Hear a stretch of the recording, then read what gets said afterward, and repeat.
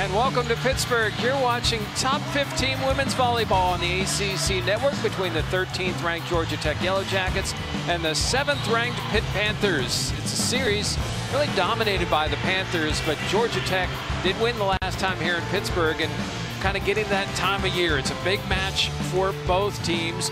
For the Panthers, a win today and a win Saturday against Boston College at home. They get at least a share of the ACC title. For Georgia Tech, chance to improve that tournament resume with Selection Sunday coming up in just a few days. Welcome inside the Peterson Event Center. Jeff Hathorn and Amanda Sile. And Amanda, this is going to be a lot of fun this afternoon. It is, and this is a Georgia Tech team that's looking for a little bit of revenge as the Panthers went down to their home court and took a win, and they did that to each other last season as well. So they're both looking to come away with a big victory today. Yeah, it's a Panthers team with 25 wins, and they've done so through diversity and being very balanced. Yeah, this is a team that has a ton of depth this season, and it really has helped them lead the ACC, as you see there in kills, at almost 14 kills per set, and led by Courtney Bazzario. You see all the kills she had in a big win against Louisville earlier this season. And then you can't have a kill without having a set, and they lead the ACC in assists, do a great job of moving the ball around. You see here Alexis Akeo getting the ball to Rachel Fairbanks on the right side, having a nice hole in that block, able to get that kill for her team. And then the big key for the Panthers that has helped them all season has been their defense. As you see, leading the ACC in opponent hitting percentage under a 150 clip, and they will need that defense tonight, Jeff, against Julia Bergman, one of the best players in the ACC and in the country, as she is such a smart volleyball player and so powerful. She knows exactly what to do with her swing, and she will get set early and very often for this Georgia Tech team tonight, Jeff. 6'5" is the senior, three-time All-ACC first team, likely the player of the year. I don't think there's any doubt about that. She's 17th in the NCAA in kills. She leads the ACC by 37 kills and 21 points. She's a decorated international player. She's pretty much checked off every box on the resume, Amanda. She has, and they will look to her tonight. They really set her a lot. They'll set her in the front row. They will set her in the back row. And the Panthers will have to use the defense that we talked about. These teams met just a couple of weeks ago. As I said, the Panthers went down to Georgia Tech, took away a four-set victory, 3-1. And it really was a great win for the Panthers. And Georgia Tech has had some really close matches. They really battled against Louisville recently and almost took a game from them as they're ranked second in the country. Michelle Collier, and one of the best players in USF, if not the best player. She's also a heck of a coach. ACC Coach of the Year back in 2019. Her teams have steadily gotten better. Now she's built a program that for 54 straight weeks has been ranked in the top 25. For the Panthers, they're led by Dan Fisher, who is in his 10th year turning around a Panther program and making it a destination. Like we're seeing here today as we are underway here at the Peterson Event Center. Serena Gray, her swing is long. First point to Georgia Tech. And we might have a challenge on the very first point. It looked like Dan Fisher a little bit dejected there, as you said, Jeff, the 10th season for the head coach. Last year, the first top 4 appearance for this team, as we see an ace coming from Bianca Bertolino to start off for Georgia Tech. So a 2-0 lead early for the Yellow Jackets. This is not the usual home of the Panthers. They play at the Fitzgerald Fieldhouse, but moving down here for the magnitude of this match and to get ready for the NCAAs. Bergman's first swing. Good dig by the Panthers. And that one tipped. Panthers get a first point. Courtney Bazzario. Really nice dig by Browski. And that's not an easy thing to do, is dig Julia Bergman on that outside. So Browski in a great position to be able to get that ball up and keep the play alive for her team. Vazquez Gomez to serve for the Panthers. Bergman again. That time stuffed at the net. Again Bergman.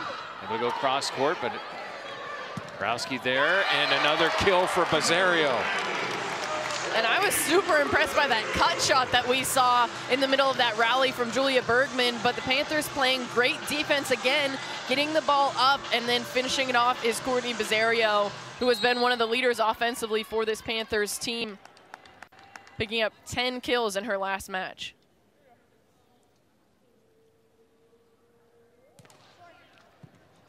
Just wanted to experience the silence for a second. And a hit in the middle, dug by Fairbanks. Near kill by Dalton, swing in the middle and long by Morrissette. It looks like there was a touch. Where the Panthers. And we're in a unique position. Normally we have more of a bird's eye view at the field house, and we are right on the court. Bizzario. All right, so first impression is Courtney Bizzario is pretty physical and good this close. And she is so impressive from any angle, Jeff, really, but what she's able to do, and it's also, we talked about the depth for the Panthers, with them being able to move the ball around, that leaves Courtney Bizzario with a little bit more space around the block. Serena Gray, the serve. Opportunity here for Bergman. She gets high and off of Vazquez Gomez, kill for Julia Bergman.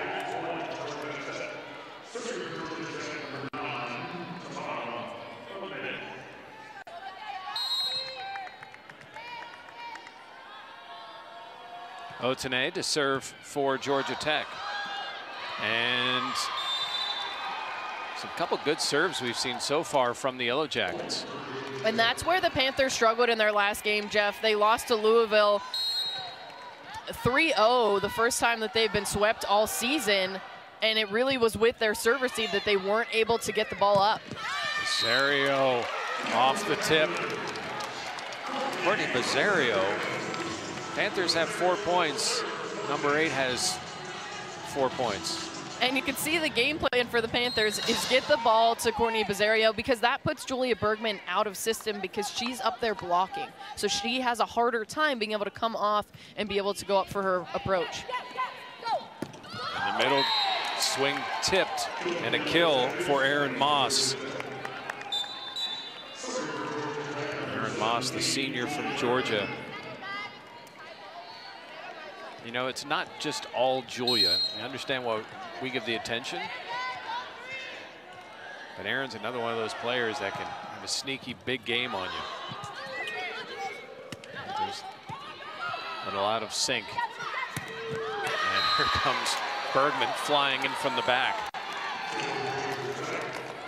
And they love that play, going to Bergman in the back row. Even if they get a great pass, which they did, you could see Bella D'Amico going to Bergman, and then the Panthers block not being able to get set up there. That was Chiamaka Wokolo in the middle.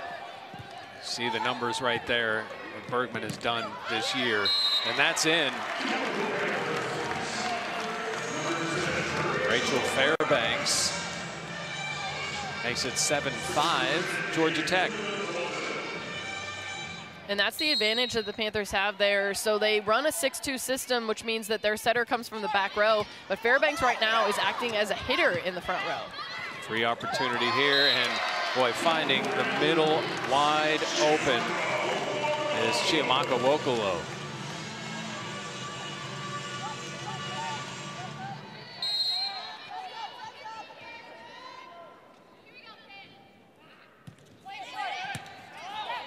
There's down one. Bergman again, and again a kill, her third. With how efficient that she is in the front row, Jeff, it's crazy that she might be more efficient in the back row, but that's why they love to set her back there, because the defense and the block of their opponents don't always have a chance to get set up in time. Vazquez Gomez blocked. Out to the other side, and a tip by Fairbanks. Really nice dig for Georgia Tech. Pimentel with the dig, but the kill by Vazquez Gomez. Great rally between those two teams. As we take a look at the dig here, beautiful dig from Pimentel, and then again spreading the ball around. Vazquez Gomez going on the inside of that block. So for Georgia Tech, they need to bring that block in order to get more hands on the ball.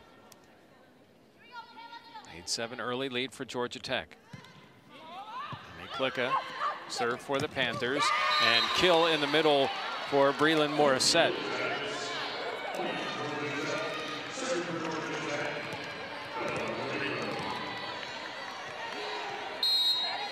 So the quarterback, if you will, of Georgia Tech, D'Amico to serve. Vazquez Gomez, another kill.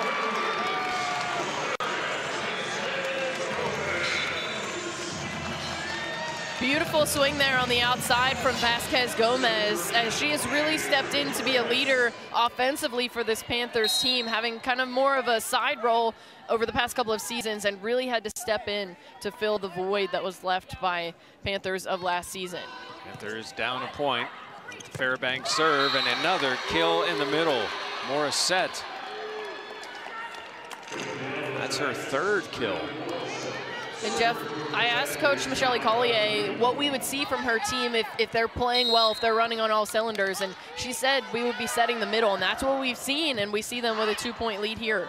It's such an efficient place, obviously, to play from. This time it's Bergman. That's a good place to play from, too. Killed that right through the block, and a 3-point lead for GT. She's just able to reach up so high, Jeff. I mean, that was a 6'5" outside hitter against a 6'5" block. So when you look at it, that's a lot of height going up against each other, but Bergman is just so powerful. Rosario blocked by Morrissette. Boys, look at X factors when teams are very well matched. Morrissette has been impressive. Georgia Tech, an early 4-point lead here, first set in Pittsburgh.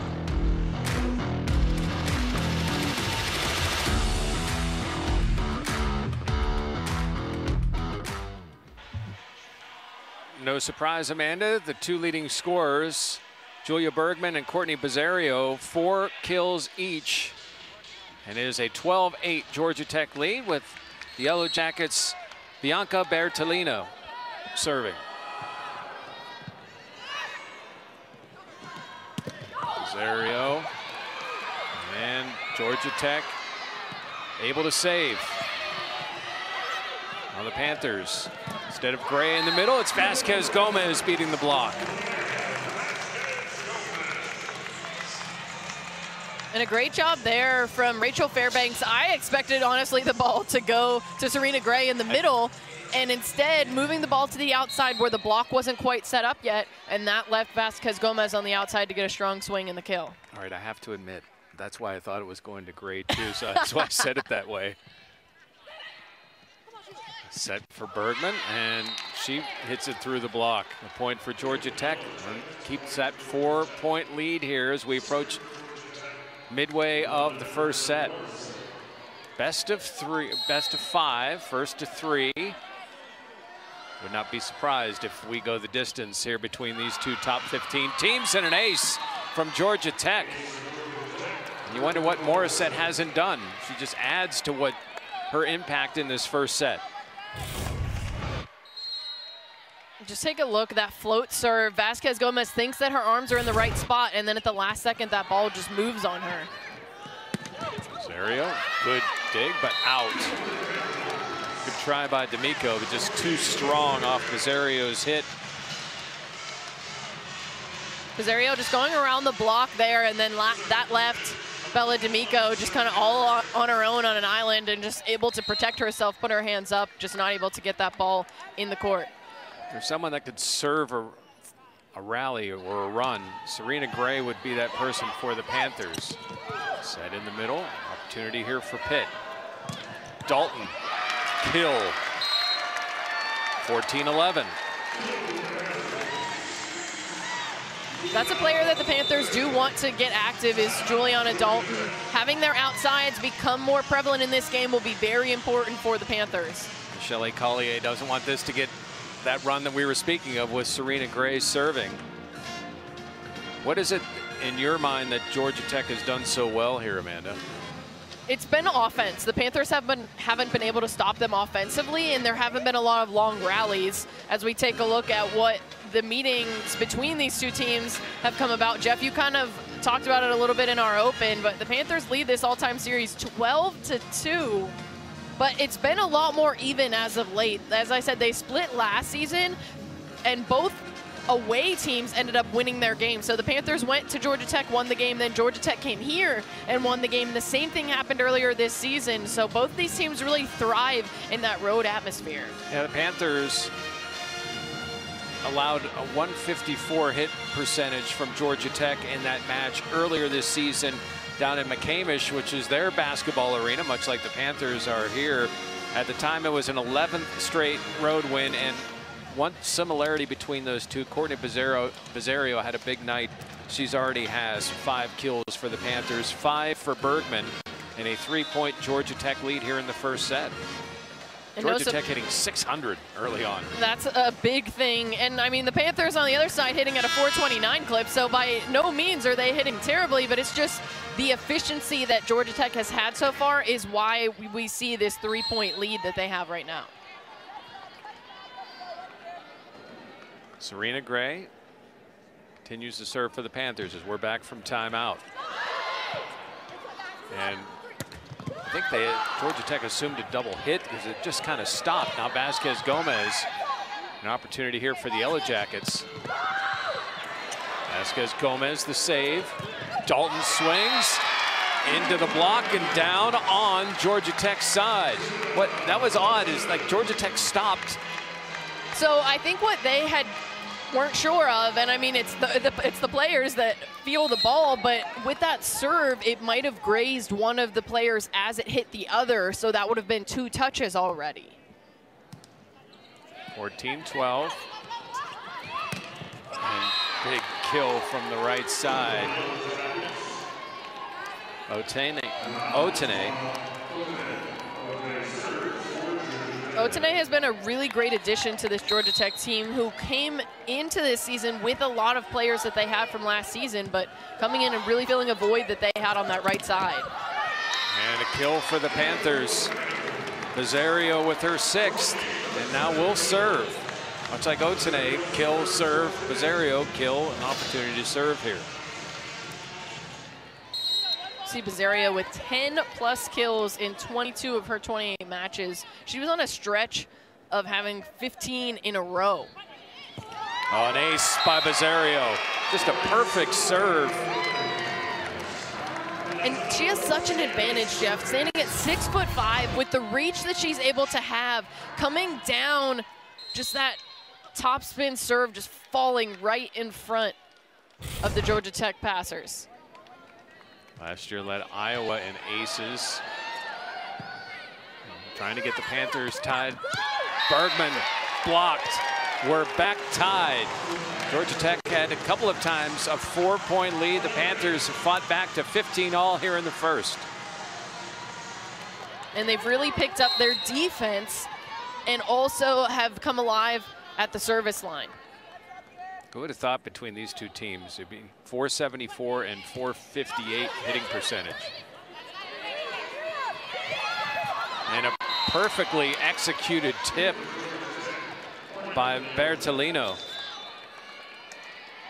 And that made the Georgia Tech coaches very happy, and Dan Fisher not so happy, as you expect your team to be able to get up a simple just tip over the net, and it just fell right in that perfect spot. Good serve, but by Browski, and a kill by Dalton. That was a big moment for the Panthers to be able to get that ball back after not having a great first pass, able to get the ball over to Dalton, and then her finishing on the right side. As we see Kat Flood coming in, which in the latter half of this season, Jeff, she's been a great serving sub. Yeah, we saw it a little bit early, and we thought, okay, they're just getting some work in, but they brought her in big situations to serve. She's come in on multiple game points at those key moments, as you said. And a kill from the left side for Bertolino. When you talk about a tough player, Jeff, Bertolino currently has a broken pinky that she's playing with, and Coach Collier told us that's just the type of player she is. There's not going to be anything that's going to stop her from being on that court. And a kill and in the middle. Wokolo perfectly placed in that back corner.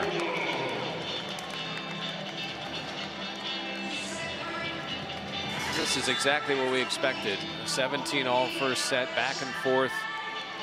Lead for a little bit for Georgia Tech. Panthers fight back, and then we just go back and forth.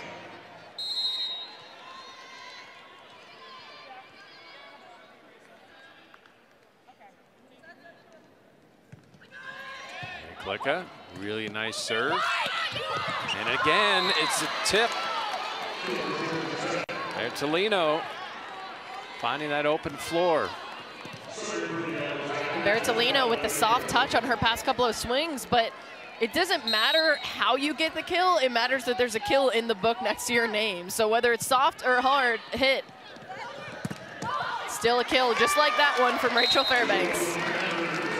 Well, Rachel Fairbanks just does a little bit of everything. 9 assists already. That's her second kill, has a dig and a block. And Fairbanks to serve. The only thing she's missing really is an ace.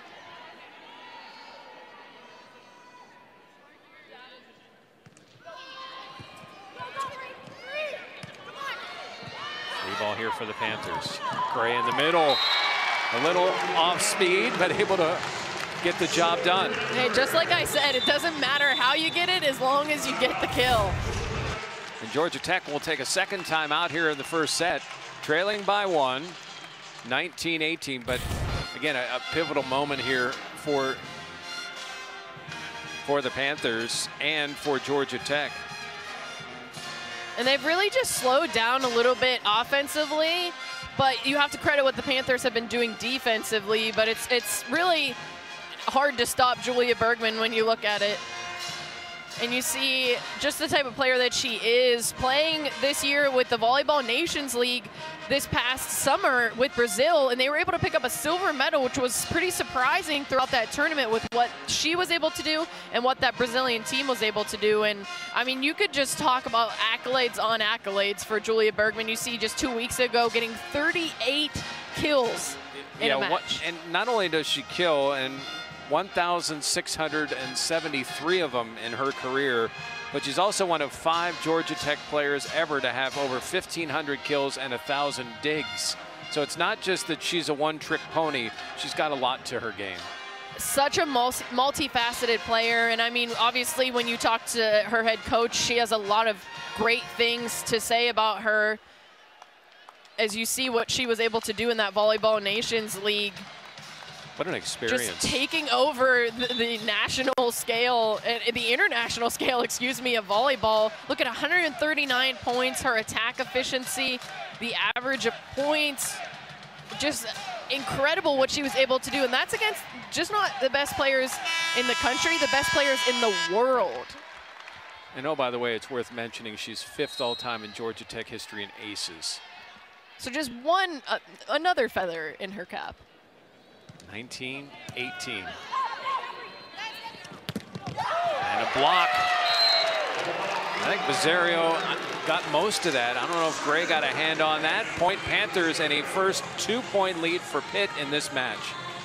At one point, it was a 5-point lead for Georgia Tech, and the Panthers, as I said, I'll sound like a broken record, but they really picked it up defensively, and that led to more success on the offensive side.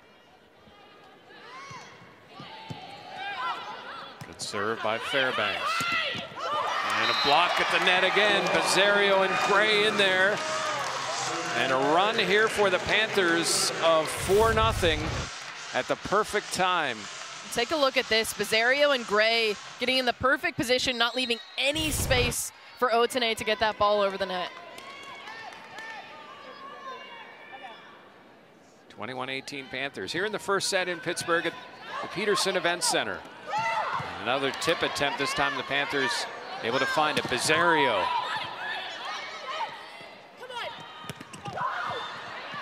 Back and forth we go. Back to Bazzario. 7 kills for Bazzario.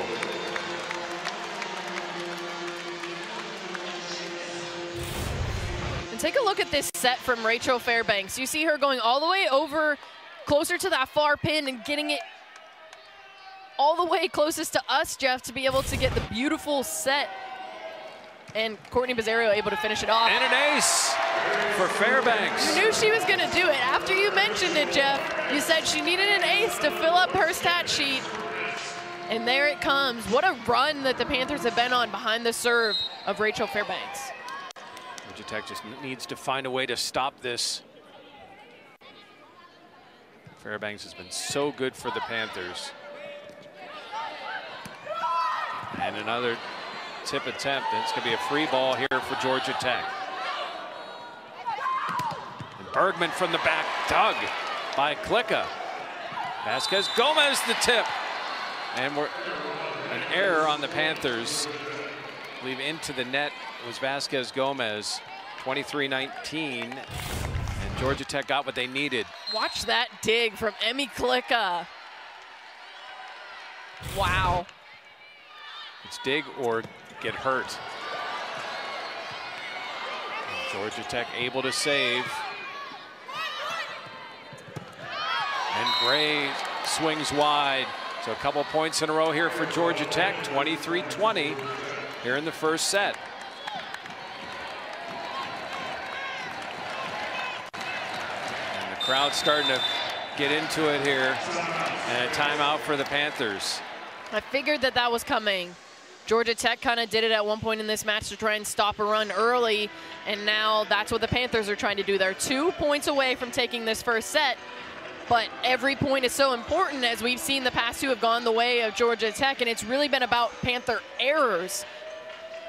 You look at that, the Fitzgerald Fieldhouse is a more intimate setting, 50-3. Now, in the Peterson Event Center, it's also worth mentioning that the level of competition has been much tougher at the matches played here at the Peterson Event Center. But still, if you win 70% of your home matches, that'll do you well. You see the Oakland Zoo area. And here's what's impressive about this crowd here today. The day before Thanksgiving, the students are all home. So, unfortunately, not an opportunity for them to be here, because we've seen some really good turnouts at home for the Panthers. Same with Georgia Tech, as their fan base is getting behind this Yellow Jackets program. Well, you look at all the matches that you talked about that have been played here at the Pete for this Panthers team. You see a couple of years ago a win against Georgia Tech, and then a lot of these being in the NCAA tournament.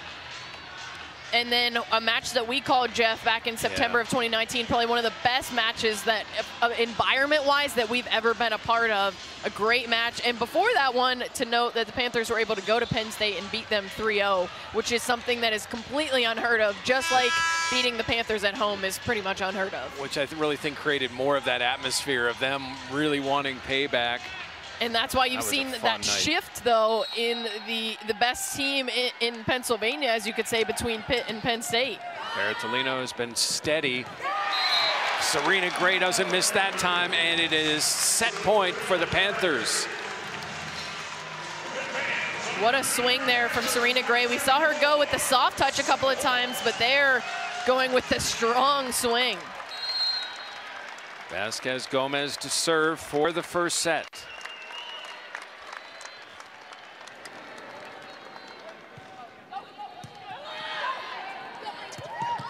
The middle, and the dig attempt just wide as Fairbanks went, kind of knocked it away from where Vazquez Gomez was, and Georgia Tech stays alive. Morrissette to serve, has an ace already. Fairbanks sets Bizzario, and the first set to the Panthers.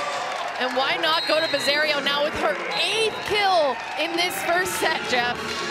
Panthers come back to take the first set, 25-21. Stay with us here in Pittsburgh.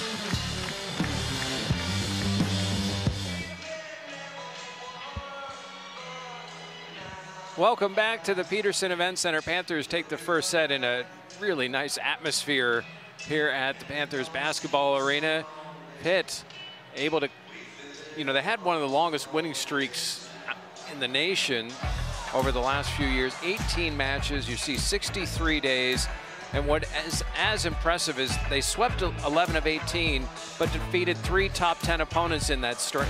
And that's the key, and that's why the Panthers have had their stay here at number 7 in the country, because of those top 10 wins that they have, and also just because of those sweeps, winning 36 of 44 sets. When you're winning with that much success and not really letting your opponent stay in a match, that's why you're one of the top teams in the country and why the Panthers will likely host the first and second rounds of the NCAA tournament. Of course, that winning streak ended against Louisville on Friday, and Louisville was just on its game. Panthers struggled in many areas. You kind of wondered, how are they going to bounce back? Even with all the experience, that was a big hype game, and they came out, they got behind against Georgia Tech and really poured it on at the latter part of this past first set. Yeah, you see the hitting percentage there that they had against Louisville on Friday, and they're the top hitting team in the country and one of the top in the nation. So for what Louisville was able to do against them was incredible. And the Panthers just didn't have their day. But that's the thing is, when we talked to Coach Fisher, he said, I'm honestly happy that something like that happened now rather than a week from now, because that happens a week from now, it's a win or go home. You're out. You're packing your bags and you're getting ready for next season. Georgia Tech, one of the best defensive teams, second best in hitting percentage allowed. The Panthers hit .457 in that first set. Fairbanks the serve to get the second set started. The block on Otene, and block in the middle, not good enough. And the first point for Georgia Tech, Morrissette, with her 5th kill of this match. A great job there of Bella D'Amico, just moving the ball around and getting other hitters involved. And Morrissette the ace. It seemed like Emmy Klicka was trying to figure out, oh, should I let this go? And then at the last second lunged. And the Panthers made that switch there. Emmy Klicka now the libero in this second set. She handles that one. And a tip by Vazquez Gomez is deposited in the Panthers' side, but an error into the net by Georgia Tech, and the Panthers get a first point. Take a look at it here. You see, right on that top hand from Otene, touching the net. Vazquez Gomez serving. Panthers down 2-1, up 1 set. Floater is an ace. I love the Vazquez Gomez ace celebration. It's the full wind up, the fist bump. And we're 2-all here in the second set. 8 kills for Bizzario, 5 for Morrissette, and Bergman for Georgia Tech. Vazquez Gomez, a service error. And Otene will serve for Georgia Tech.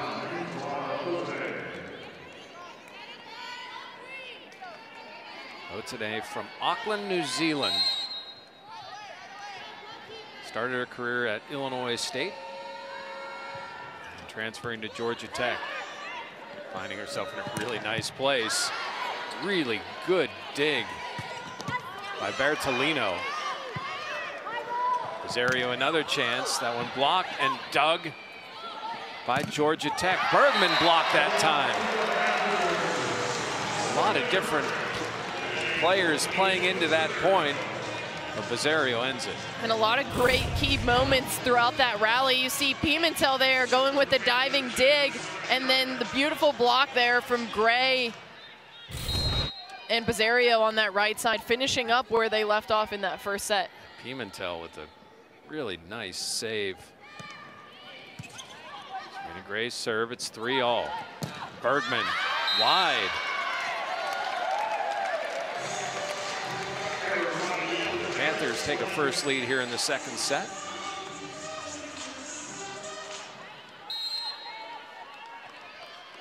Serena Gray serves again.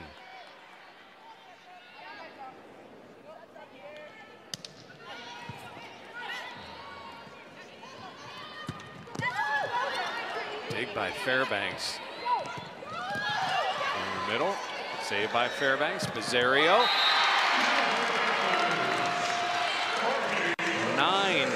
kills for Courtney Bazzario. Take a look at this. Serena Gray does it all on this play as she gets the great serve. And then here, look at the assist from Gray. Beautiful set up to Bazzario to put it down.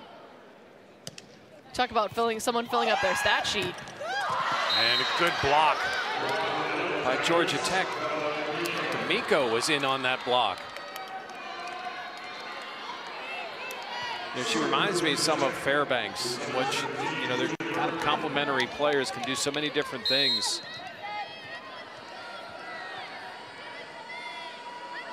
Bergman serve. Dalton blocked and out of bounds. We're back tied at 5. Now we see the Georgia Tech defense trying to get themselves back into it, and that again leads to a little bit more success from their offense.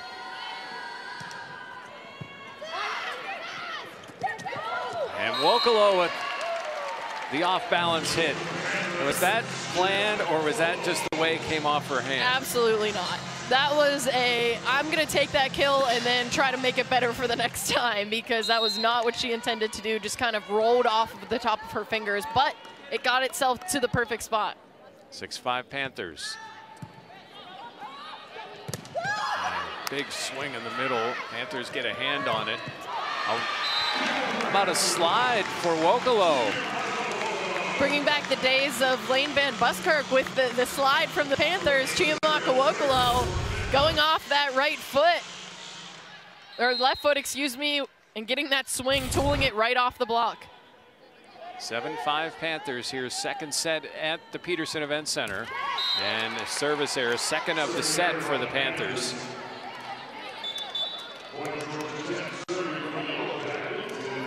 And those are things that Coach Dan Fisher is not happy about. When you're really starting to get in a groove, that's just something that completely halts it. And then in turn, you hand a free point over to your opponent.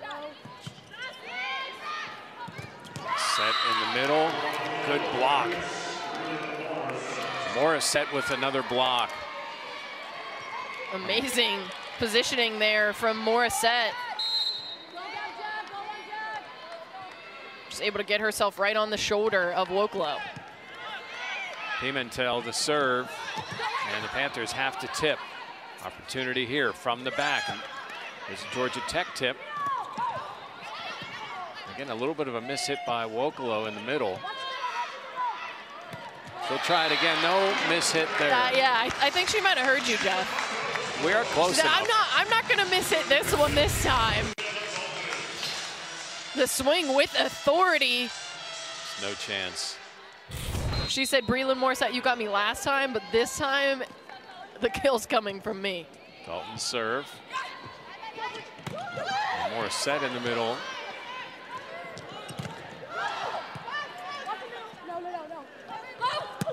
Vazquez Gomez from the left side.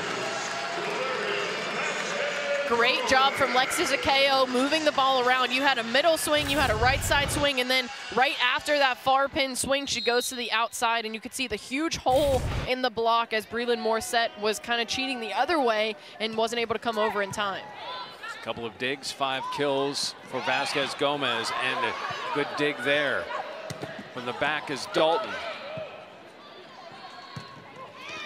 And that one is deep in. I think this might be challenged.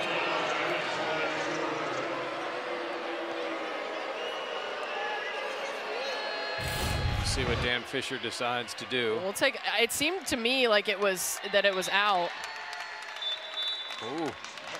That's tough. It might have got that far line, but we'll take a look at it. That's tough for that official in that situation, because there is a self-preservation aspect to this. Exactly, and that ball is coming right at his feet, and he needs to be able to be in position to make the call. So that's a tough thing where you have to stay in position, but you also are getting hit with a ball that's coming very fast at you. And you want to make sure, obviously, if you're the official, that your feet are nowhere near going to interfere with where that ball lands. Exactly.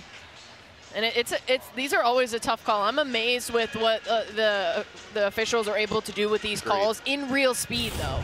Obviously, coming back on it and looking at it from The roof? Yeah, from the roof.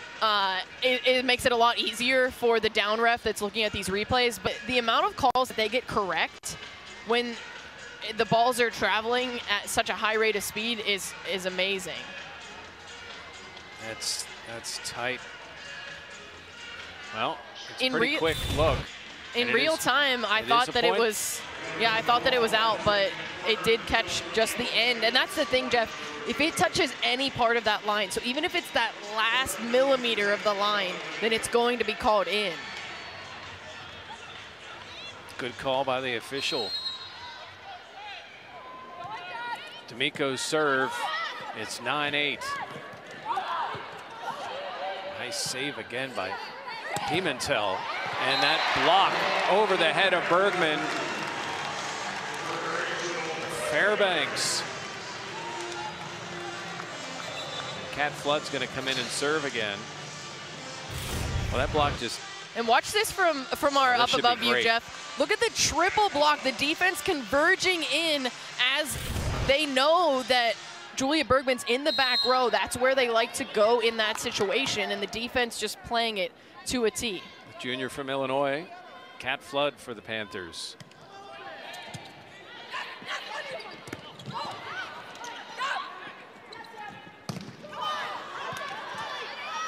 There's a chance for Pitt. Fairbanks' hit is blocked wide. 11-8 Panthers. And that's the great thing that the Panthers do, Jeff. Whenever they're out of system, they're never actually out of system, because in that play, Kat Flood actually set Rachel Fairbanks to the far pin. So the Panthers have such depth and talent on this team. And kill in by Otene.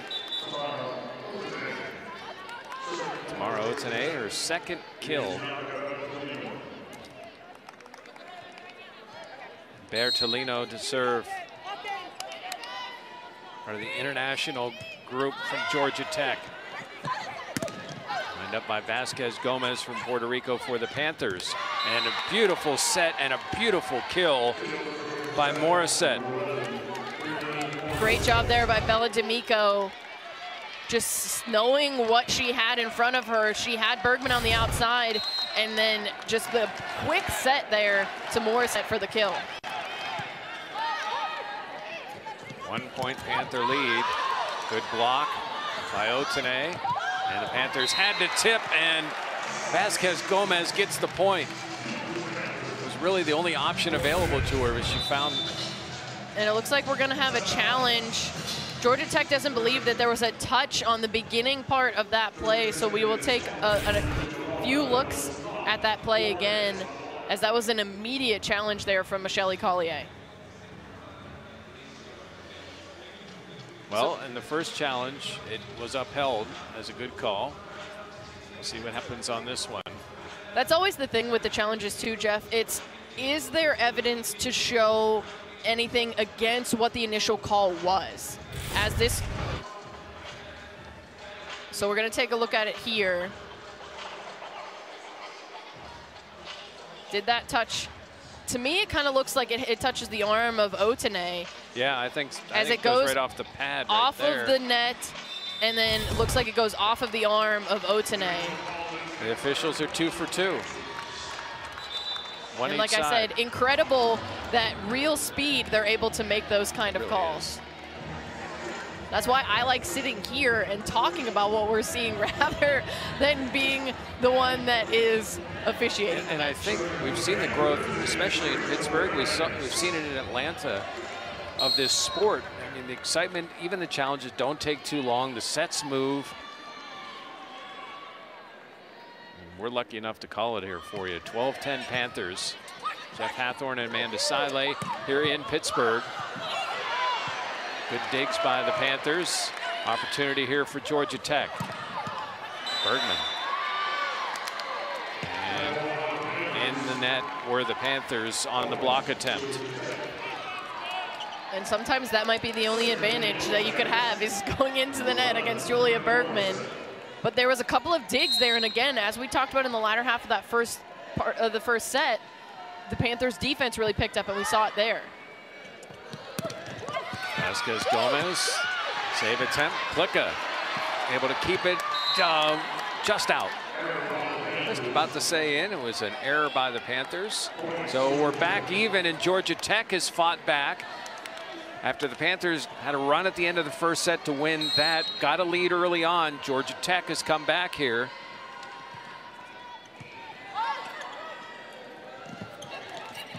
Again, a tip, so an opportunity here. Bergman will tip it back. Vazquez Gomez able to power through the Moss block attempt. Just got through that block. Sneaking on the side of the net of Georgia Tech and falling down for the point. You see again, Emmy Klicka getting the assist there on the great swing, and a back set at that to the close pin for Vazquez Gomez. Who will serve from the middle.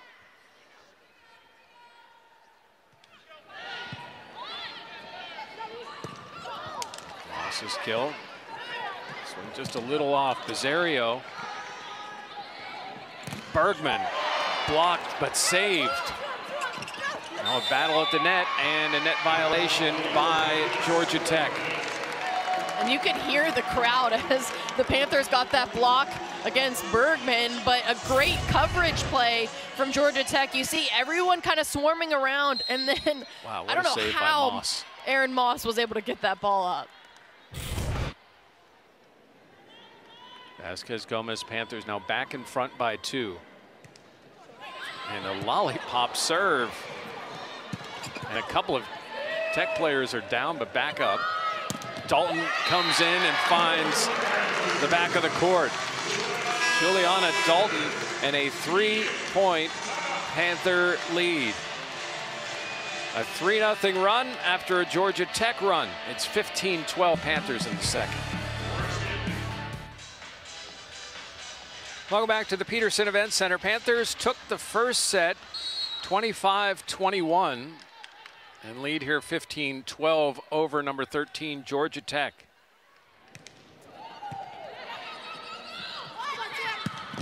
From the back, really nice dig by Fairbanks off the Otene hit. And the Panthers will tip it over.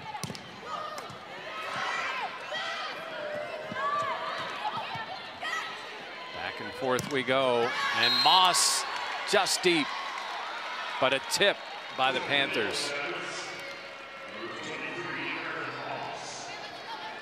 And it was out, it was just long, but just getting the fingertips of a Panther there at the net. Otene.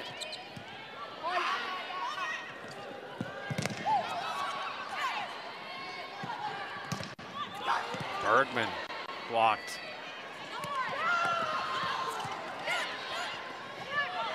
And a really smart play by D'Amico. And that's the first time that we've seen her push that second ball over in a perfect time, as the Panthers were all sucked in defensively and expecting her to set that ball. It's a great job there. Georgia Tech back within a point. Really good play by the junior from Westerville, Ohio. It's about 3 hours from here. I imagine some families here to see D'Amico, and a kill by the Panthers. Serena Gray, what an addition she has been for Pitt. Coming over from Penn State, and she played in top competition there and was one of the top players on her team and in the country, and then able to come over and honestly elevate her game even more, which is crazy to say. And a swing from Georgia Tech blocked. Able to track it down, and now Pimentel gets it to Dalton. Dalton's hit is tipped kill for Bergman, and it's 16-15. And how about that out-of-system play for Georgia Tech, just keeping the ball alive. And I mean, if I had a player like Julia Bergman, I would just throw it up and say, all right, Julia, go get it. Hitting just 125 though so far. Bizzario, and it kind of hit that one over. Pimentel. There's a chance for the Panthers. Dalton, good dig by Bergman. And ball tipped out of bounds. Georgia Tech continues this run. And we're back tied at 16. Watch this dig. Bergman laying out, getting down low for that one. All 6'5" of her down to the ground. Bertolino finishes with the kill. That served nearly an ace except for Vazquez Gomez. What a big play that is as Dalton's able to finish the kill.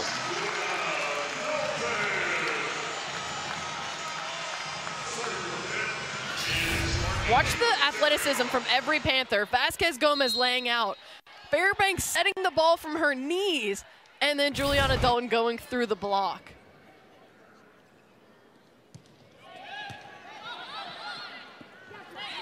Back hit from Bergman. 8 kills for Bergman. You know, at some point we're going to have a radar gun at these matches, and I'm going to be really interested to see how fast these balls are moving. It's incredible the power that these ladies get behind the ball. Pimentel. That's a tip. Bergman able to power through that block, and Georgia Tech in the lead here in the second, and a timeout for the Panthers. And they're just playing the game of throw it up, and we're gonna have Julia Bergman put it away. And she now has 26 attack attempts, and that is double her next teammate in Otene. And it's a 4-1 run for Georgia Tech. Jeff, we talked about Julia Bergman and her international play that she had, and we have a couple of photos of her playing in that international tournament, the Volleyball Nations League. The outside hitter for Georgia Tech, playing for her Brazilian team and doing an incredible job leading them to a silver medal in that tournament over the summer. And just think about the experience that she gained and just the volleyball knowledge that you learn from playing internationally, and then you can bring that to your game, but then also to your team, and just be able to create such a great environment, a great winning environment. Born in Munich, grew up in Brazil, now in Atlanta. Part of that Brazilian connection. It's part of the international connection really for Georgia Tech, and the Yellow Jackets still fighting here, and really what a huge opportunity this is for Michele Collier and her team. They could get a win at Pitt before the NCAA tournament. Exactly, right before the NCAA tournament. We talked about it. Because they're kind of a fringe. You think they'd probably host a first and second round, but it's close. This would cement it.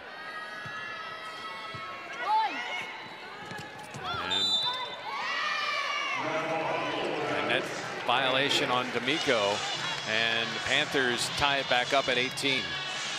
And there you see some of the Brazil connections, obviously. Pinheiro and Collier, I mean, it's as big as you get. And then Bergman, Pimentel, and Drunick.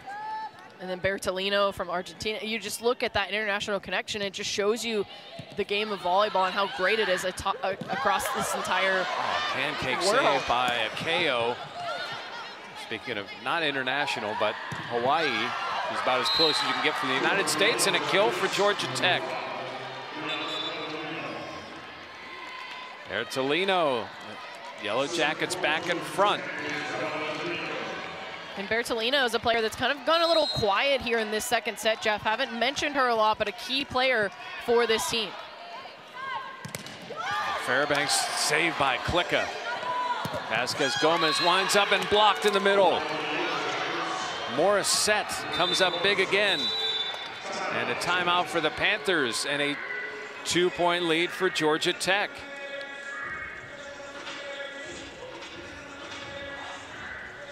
Bergman with 9 kills so far today. And you know, back when she was a junior. So here you go, the trivia question. It's the favorite to win her second consecutive ACC Player of the Year. Only one other player has accomplished this in ACC history. Amanda, you are the expert. Who is the other? The Panthers' Kayla Lund. I'm a bad drummer. I was trying to drum. Bingo. Trying to stump me back there, guys. You know, I was saying, as a junior, Bergman, 24 kills against the Panthers. As a freshman, Bergman, 24 kills against the Panthers. We should not be surprised by anything that she has done against the Panthers or any other team. And 2 weeks ago, Jeff, she had 25 kills against the Panthers. So one more than her other appearances against these Panthers. And take a look at what Julia Bergman and Courtney Bizzario have been able to do, each with 9 kills. But look at that percentage from Bizzario. Bergman, we know that she gets a lot of swings, so her hit percentage is not going to be up that high. But look at the efficiency that Courtney Bizzario is hitting at. And I want to mention also, it hasn't just been Bergman. Morrissette has made some big plays in this match. Bertolino has as well. D'Amico has made a couple of big plays, and she is serving now. D'Amico with 20 assists. And a kill by the Panthers. Rachel, was that Fairbanks? It that was. Sure was Rachel Fairbanks. The do-it-all player for these Panthers. Set, she can get an ace, she can block, she can kill. Obviously, we just saw that. How about the opportunity there for Klicka in this set? And now Kat Flood will come in to serve. Yeah, Klicka, four digs and an assist on her night so far.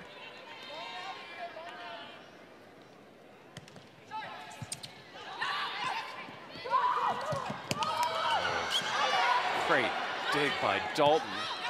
Off the big hit by Otene, but they can't find Morissette's hit. 21-19 Georgia Tech. Gonna take this second set.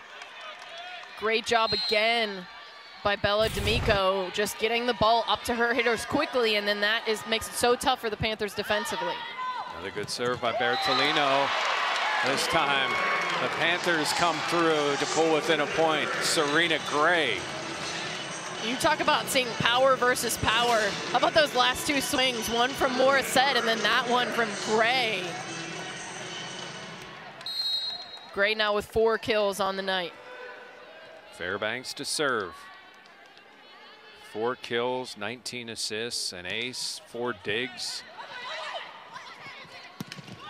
And a kill for Otene, and Georgia Tech 3 points from the second set.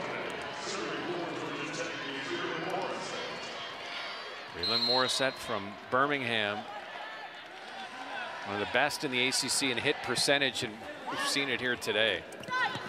Wind up by Vazquez Gomez, in. That swing really had some power behind it there from Vazquez Gomez.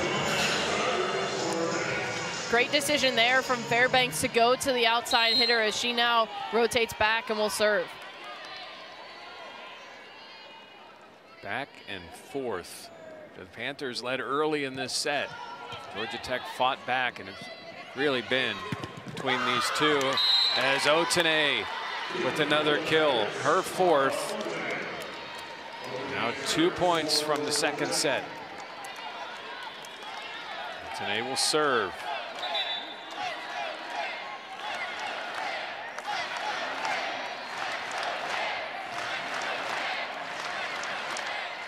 Home crowd encouraging the Panthers, trailing by 2 here in set number 2.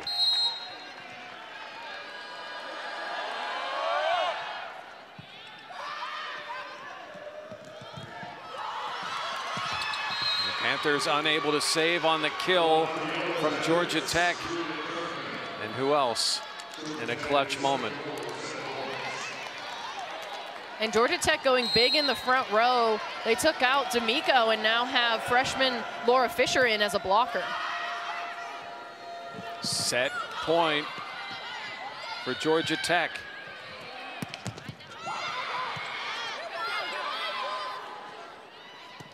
Bergman thought she saw an opportunity. Good recognition there by Fairbanks.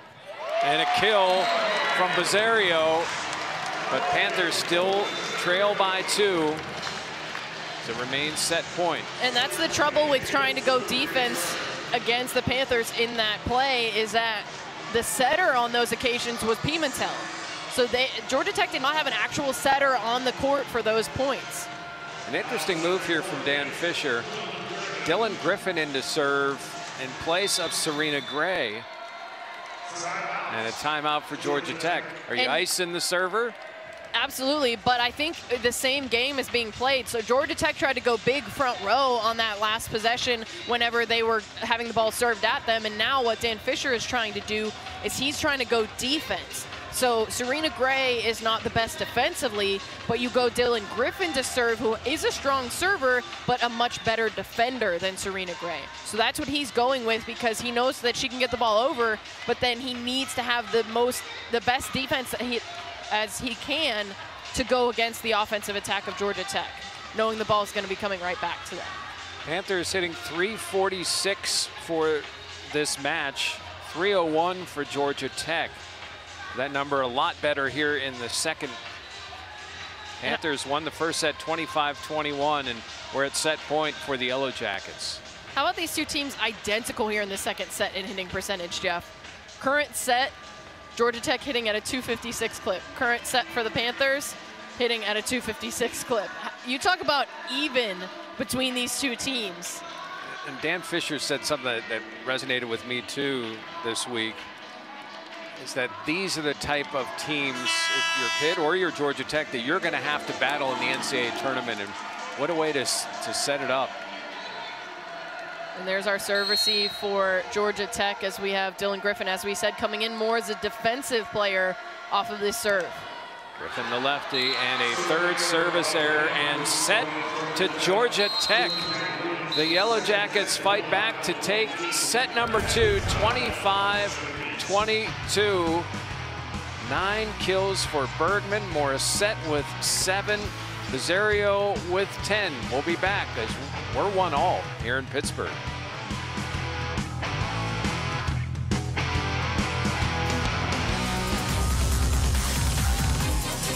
It's wild, Amanda. It feels like in many ways the season just started, but yet I'm ready for Sunday. Selection Sunday coming up on the 27th, and the first and second rounds next week, the regionals the week after, and then the Final Four and National Championship in Omaha just a couple of weeks away.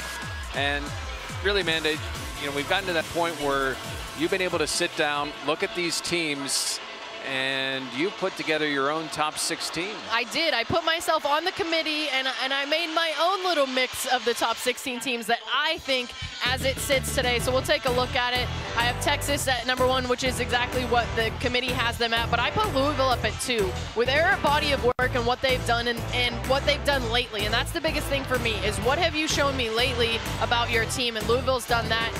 You have Wisconsin and Stanford, and then going with the Panthers at number 7. But right before them, I have San Diego all the way down at number 6. They haven't played any top 15 teams even since September. So they don't have the resume wins that some of these other teams do. And then you look at down the line, I did have to move back Ohio State. I'm sorry, Jeff. A couple of spots. They had some non-conference losses last week. But then I have the Penn State Nittany Lions sitting there at 12, and then these Georgia Tech Yellow Jackets right there at 13. So there could be some great matchups if this were to play out as you see in the brackets here. I would love to see that Louisville-Pitt rematch, and then that Penn State-Georgia Tech match would be very intriguing. Stanford-Nebraska would be pretty good too. Absolutely. That's a good set. And you can find Amanda on social media. You might disagree with some of her takes, and you can find that right there. You know, this has been an exciting match. We're not surprised that it is 1-all. Valeria Vazquez Gomez coming through here early. And that's been the key, is who has been the supplemental players. We know who the stars are, but who's been there to supplement it has been Valeria Vazquez Gomez, 8 kills on 17 attack attempts for the Panthers. And then on the other side, it's been Breland Morrissette, the middle hitter for this Georgia Tech squad, and she's really taken advantage of her opportunities and even was able to get a service ace as well. But she's had a lot of one-on-one opportunities, which has been key. And then you see there the big hole in the block, so she knows exactly what to do with that. As we look at the stats, Morrissette was 7. You see the hit percentage for Morrissette, who's hitting .414 for the season. Vazquez Gomez with the 8 kills. Vazquez leads all players with 10 kills. Bergman is second with 9, but what we're kind of highlighting here is it's not just those two on these two teams. It isn't, and that's the key. We talked to both head coaches, and Dan Fisher has always talked to us about how he has more depth on this team than he's ever had before, but it's just a matter of who is going to show up on any given game night. And then the same thing for Michelle Collier. She said if we are going to be successful, we need to have balance, and we've seen that so far. And the serve by Morrissette. Vazquez Gomez, so the two we discussed, and a point to the Panthers. That's number 9 for Vazquez Gomez. And that was a tight set, very difficult from Vazquez Gomez, but she just has such experience now on the court that she can really make any play happen. And she was really waiting for that opportunity, had players in front of her, and boy, she has come to shine this year. And that hit wide by Otene. And a 2-0 Panther lead. I love the decision there from Otene, just not able to execute. And a great job by Klicka, being all the way on that line to be able to make that call. Vazquez Gomez, a 2-0 lead early in the third. Bergman. And Klicka, can Dalton get it in? She does. And a wide hit from Moss. But the Panthers in the net. Amazing rally. Look at Klicka be able to get this ball up, and then Dalton following the play, getting the ball over. But then the unfortunate play of Serena Gray into the net. And a service error. That's the first of this match from Georgia Tech. They've been very clean from the service line. And the finishing of that play, you see Serena Gray just jumping. And they did call that ball out, so an unfortunate play for the Panthers, but able to get it back right here. 3-1 with Gray serving. Bergman and Vazquez Gomez unable to finish. So a kill for Bergman, and it's 3-2. Now Bergman has 11 kills, the match leader on 28 attempts, hitting at a 250 clip.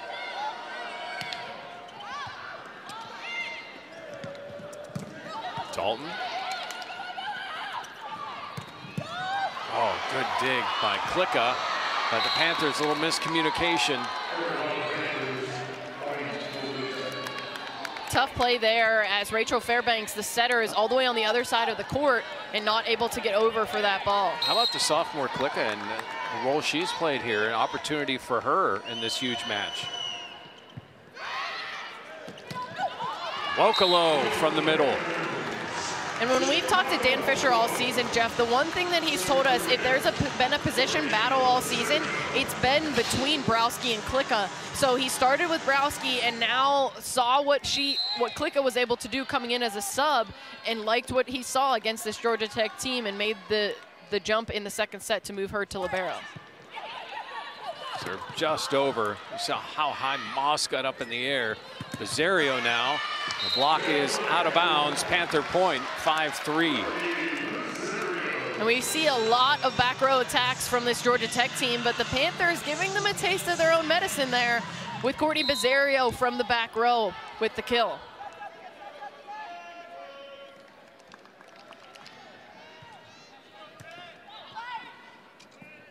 D'Amico. Klicka right there. Dalton. The block, and Georgia Tech point. Panthers just couldn't get it over the net. Morrissette comes back in for Moss for Georgia Tech. Panthers were in position, just not quite there on that coverage play. 5-4 Panthers. One set all. And that dig was a perfect set for Georgia Tech. Bertolino knew exactly what to do with that overpass, and now we're tied at 5-all.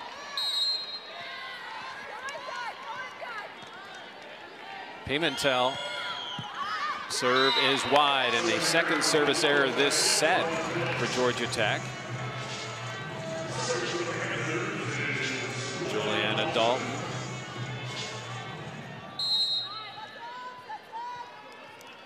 Well, we've seen, I think the biggest lead we've seen here is the 5-point lead in the first set by Georgia Tech. Obviously, they did not win that first set. They smell out the tip. Vazquez Gomez kills.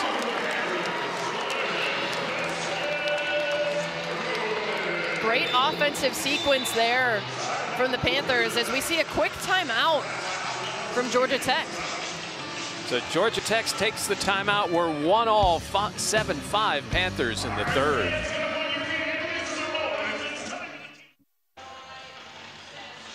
Panthers lead at 7-5 here in the third set. 25-21 Pitt in the first, 25-22 Georgia Tech in the second. And Juliana Dalton serving that 2-point advantage for Pitt. And good block by Vazquez Gomez. She'll swing again. Bergman digs. And a kill in the middle from Morrissette.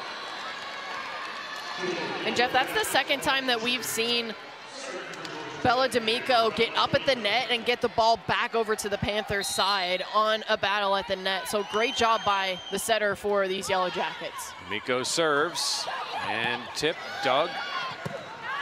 And a deep hit by Vazquez Gomez. And that's long. It's 7-all. And usually Panthers players are very adamant about there being a touch, and Dan Fisher was asking if there was one, and all of his players turned to look and said no touch. Except for Vazquez Gomez. Hear the communication. KO sets up Wokolo.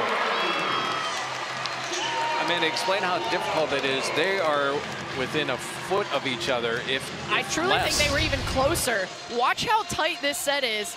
As you see the great dig from Vazquez Gomez, and then bam, that ball comes out of the hands of Alexis Akeo, and in a quarter of a second, it's on the ground. Yeah, and it's amazing that Akeo then got out of the way. Yes, yeah, I would not want to be anywhere near that swing. Like a serve. Now Bergman is blocked at the net. Serena Gray in the middle. That was quite a block there from Serena Gray on Bergman, coming from the back row where she has had a lot of success in this match. Serena Gray hasn't been involved in some huge matches in her career. And Morrissette, boy, plays from the middle on both sides.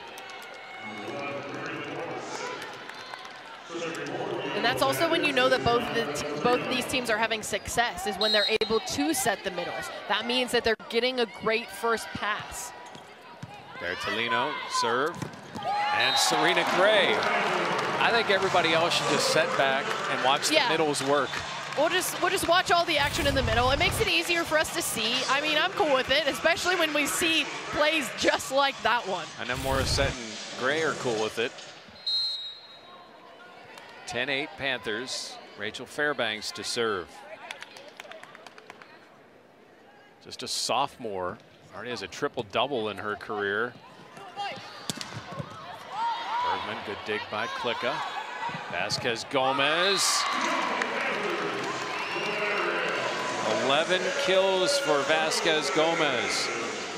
That kill took a lot of power to get through the block of Otene and Moss. Or excuse me, that was Breland Morrissette in the middle. Largest lead of this set for the Panthers.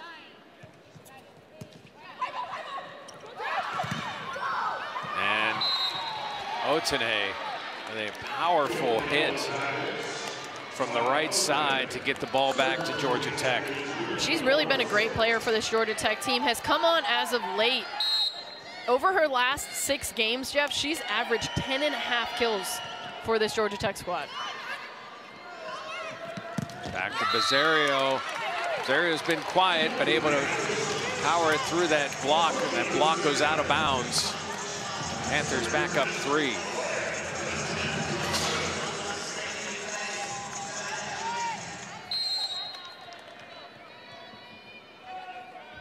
Vazquez Gomez from the center.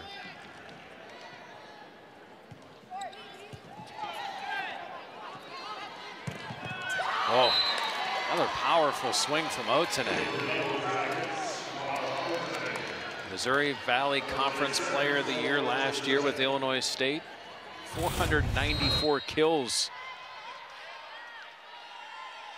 And a great swing going on the inside of that block from the Panthers. A near ace. Panthers a little out of system. And good decision by D'Amico again. 11, 12, 12, 11. And that's what you have to pay attention to if you're the Panthers. D'Amico currently in the front row. The Yellow Jackets run a 5-1 system, so that means the setter sets all the way around. So when she's in the front row, she can do exactly what she just did. Fairbanks brings it back. And a net violation on, I believe it's on Moss. That looked like that one was on Moss as Bergman was going back. I could hear her calling for a set. Great set there from Fairbanks, and then, yeah, right in front of that up ref. It could have been on Bergman as well. Serena Gray, Panthers up 2. Bergman just elevates and kills for the 12th time this set, or this match. This set would be something, even for her. The height that she's able to get, though, Jeff, that you mentioned, I mean, it seems like as she jumps, she just goes higher and higher and just stays there and elevates right over the top of that block. I don't know what that's like. More than most people. Dalton. Bergman again, that one's wide. Fairbanks somehow able to get out of the way of that hit. I would contort herself. Yes, I would gladly get out of the way of any swing off of the hand of Julia Bergman anytime that I could. And in that case, it got her team a point.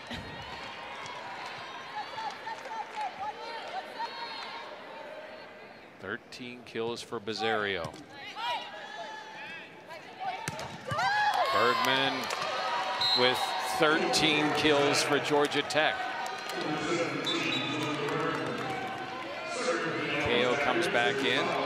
Bizzario was in position to try to make a dig, but with how powerful that was, she really didn't stand a chance. Viola Pimentel. Just a very simple serve, but too short. And a third service error for the Yellow Jackets. Cat Flood to check. It's interesting with the hair. There are times where if you see it from the side, I'm like, oh, that's Cat. Yes. Because it looks, when she turns her head there, it almost looks like yes, two different Cat Flood, people. known for the multicolored hair and the great serve. Serve. And boy, Georgia Tech just not able to do anything with that serve. And talk about just another weapon for Dan Fisher. You think of the depth that they have, and then you think, okay, I could have any one of my players serve this ball, but I'm going to bring in Cat Flood off the bench, and then she's going to get me an ace. 16-13 Panthers.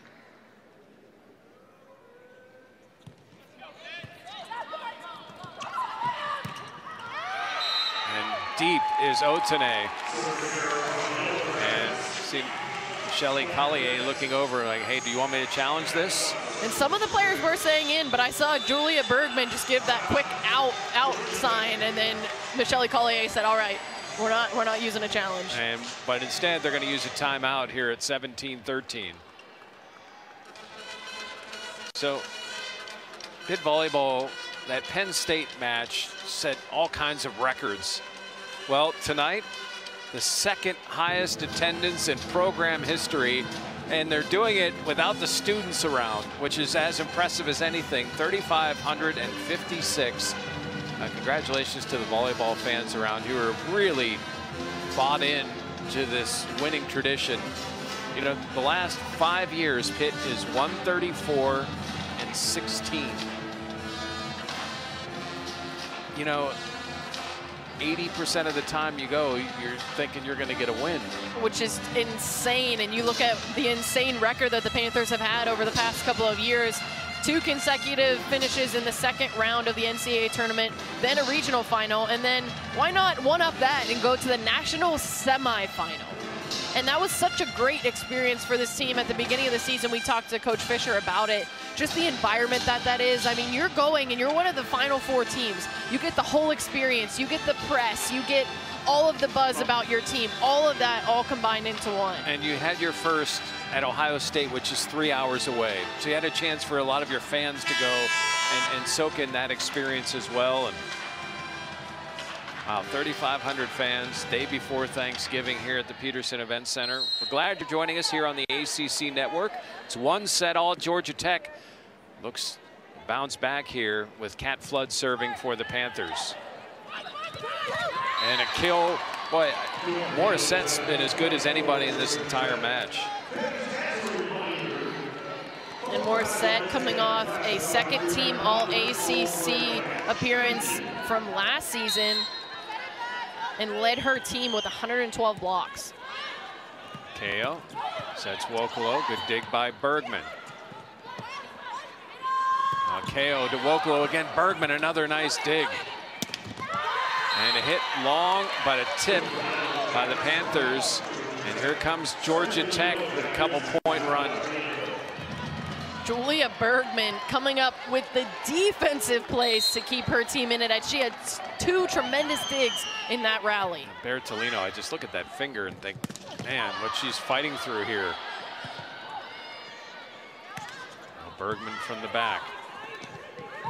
All the way back to Vazquez Gomez, and no answer for Georgia Tech on that swing. Georgia Tech all out of sorts defensively on that one, and Valeria Vazquez Gomez took full advantage of a single block opportunity on that far pin.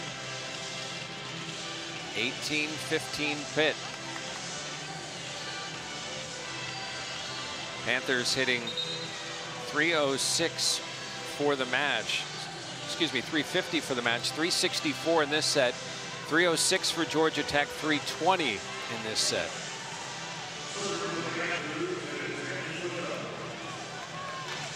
Emmy Klicka to serve for the Panthers.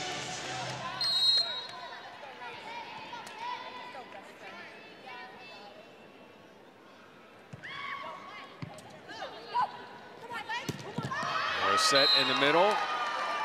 And a point for the Panthers.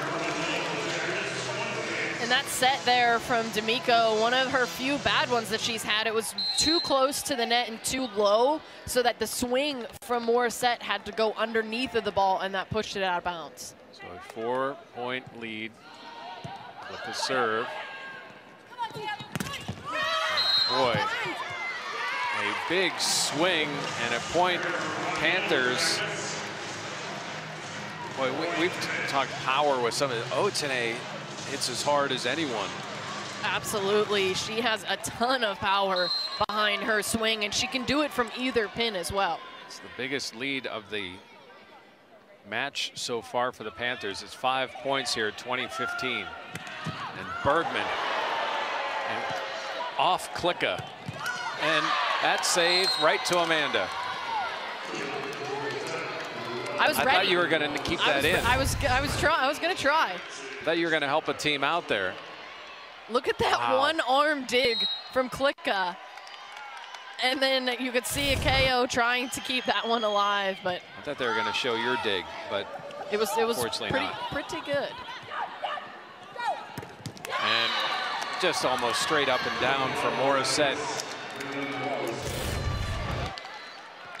Look at this from the angle. You didn't panic. Still you didn't commentating. Panic. You still got it. Put me in, coach. I'm ready. Put me in, coach. Let's get this one. This has been what we've expected here. The high level, different people stepping up, big attendance. You're Dan Fisher right now. You're talking to your team. Your 5-point lead is now 3. What's your message, Amanda? Keep doing what we're doing. That's the biggest thing, is play your game. Don't let Georgia Tech on the other side dictate what you're doing. So make sure that you're doing everything that you can. If you're passing the ball, it's a perfect pass. If you're setting the ball, you're setting it to the best player that you have in the front row. And then if you're swinging, then you're putting the ball away. And so it's controlling everything that's on your side of the court. As you see here, what the 2 middles tonight are doing, and Breland Morrissette her season hitting percentage at .412, a very Pittsburgh-esque .412, and then the hit percentage tonight, .611. And then on the other side, Serena Gray, a little bit below her season average. As you see, they've been two of the best in the ACC in that middle blocker position. If you're Georgia Tech, you got a couple of points. You know, obviously, your Panthers 5 from the set. There's not a lot of room for error, but you've been able to get the last two. And you feel good about Bertolino serving right now. You do, and if you're Georgia Tech, you have to keep your foot on the gas. So a lot of teams, whenever they get in these tight spots, will go to kind of those soft hits and those tips and those kind of plays. But Georgia Tech needs to keep their foot on the gas if they want to continue this run. And an ace, little miscommunication by the Panthers, and the 5-point lead is 2.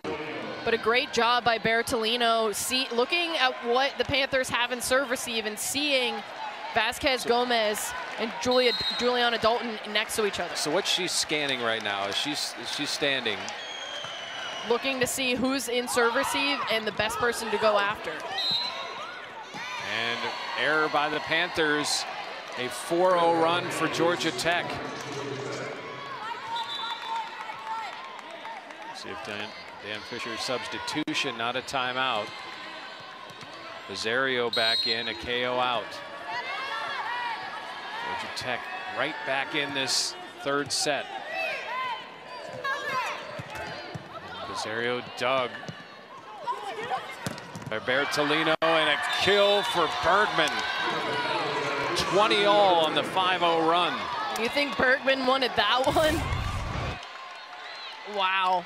The great decision there to go to Vazquez in the back row, but then just better defense. So far, Dan Fisher having his team play through that.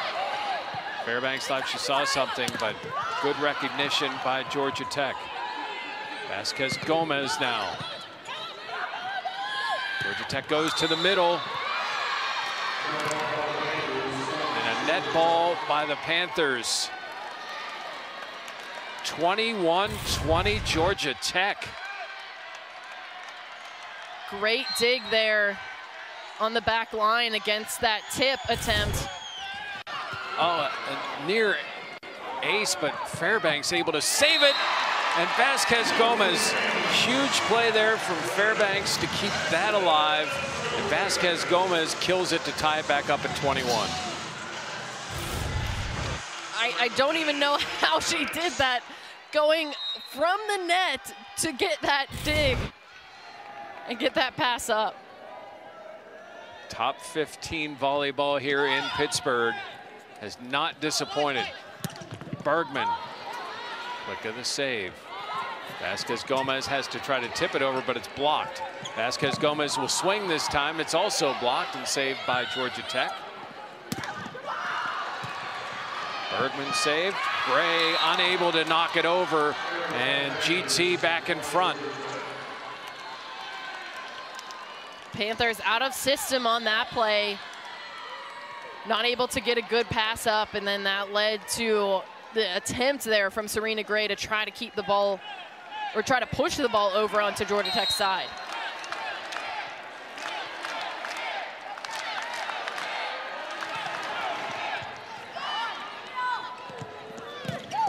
Vazquez Gomez, 14 kills.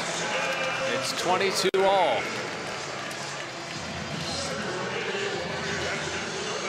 So next week will be the first and second rounds of the NCAA tournament. Whether you're in Atlanta and have the opportunity to see it, or in Pittsburgh, this is the type of level of play you're going to see. We thank you for joining us here on the ACC Network today. The Panthers and Yellow Jackets. Bergman high up. A good dig by Klicka again.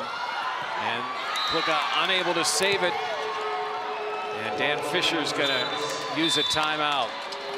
Georgia Tech, 2 points from a 2-1 lead. Dan Fisher not happy with his defense there, but if you're Coach Michelle Collier, you're absolutely happy with what you've seen from your team, especially in your transfer, Tamara Oteni. and what she's been able to do, really coming alive in the second and third sets. 7 kills, an ace, 5 digs. You see the Missouri Valley Conference Player of the Year last year. She only played in 5 matches as a freshman at Illinois State, but got a chance to play in the NCAA tournament and had 8 kills against UNLV. And then that just propelled her to a monster sophomore year, and that led her to Atlanta. And they are very happy to have her, as they had a big hole to fill. They had Mariana Brambila over on the right side, opposite of Julia Bergman, over the past couple of seasons, and they loved that combo, but they needed someone to step in and fill that void.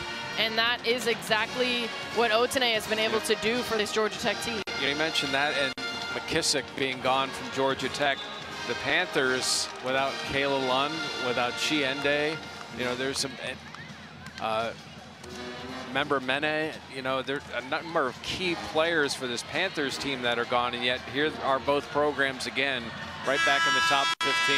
That's exactly where you talk about the depth for both of these teams and how you have players that are able to rise up when those other players graduate and move on. And his service error. If there's one thing this set that's really bitten them, it's the 4 service errors. Yes, they have 4, and all of them have come here in this third set. So the Panthers get a chance. And Cam Ennis will serve. We've seen different people brought into this match at different times for Dan Fisher, and for Cam Ennis, her 3rd school. And Bergman's able to kill it, and set point for Georgia Tech. Did a great job by D'Amico that we just mentioned. Not a perfect pass, but she was able to get her hands on it and push that ball. You see there a little bit low, but if you just get the ball up, then Julia Bergman is going to be able to get it over top of the block. Substitutions for Georgia Tech. And again, they're going to this bigger front. So they're trying to put all their eggs in one basket. They're serving the ball over to the Panthers. They're trying to get a big block up in front. Bergman serve. And a tip that time, maybe in recognition of that bigger front. And Bergman's able to beat it. Julia Bergman with the kill, and the Georgia Tech Yellow Jackets take the 3rd set, 25-23. When you come back to Pittsburgh, Panthers need a set to survive. Is history repeating itself here in Pittsburgh? You may recognize 17 there. Last time Georgia Tech here last year at the Fitzgerald Fieldhouse. Yellow Jackets jumped out. Panthers tried to come back. They got it to a 5th set, but it was the familiar number 11, Breland Morrissette, in that 15-9 5th set win. And you could see how back and forth that was, and that's exactly what we've seen tonight as Georgia Tech finds himself up 2-1. But it's really been the 2-headed monster of Morrissette and Bergman. You see there 16 kills for Bergman, 14 for Morrissette, and then the efficiency that Morrissette is hitting at is just incredible, hitting at a 650 clip. You see the career high there with 14 kills, and we're only through 3 sets here, Jeff. Panthers coming off a loss against number 4 Louisville. Georgia Tech also lost to Louisville in 5 sets. Their next to last or previous match. Raising high is Morrissette. Panthers answer that time. Opportunity here for Pitt. Bizzario. Back to Bizzario. Vazquez Gomez hits it over. Beginning of the 4th set, and a kill for Morrissette, her 15th.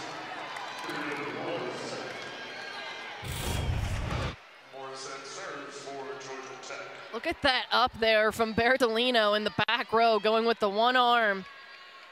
And then the Panthers not able to finish it here.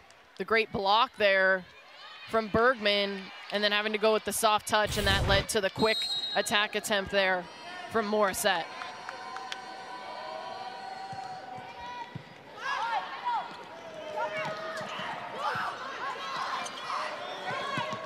Vazquez Gomez able to get the kill.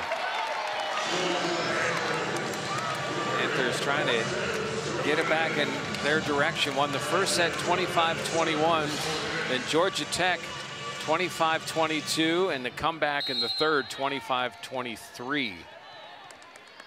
Panthers led by 5 in that third. Huge comeback for the Yellow Jackets.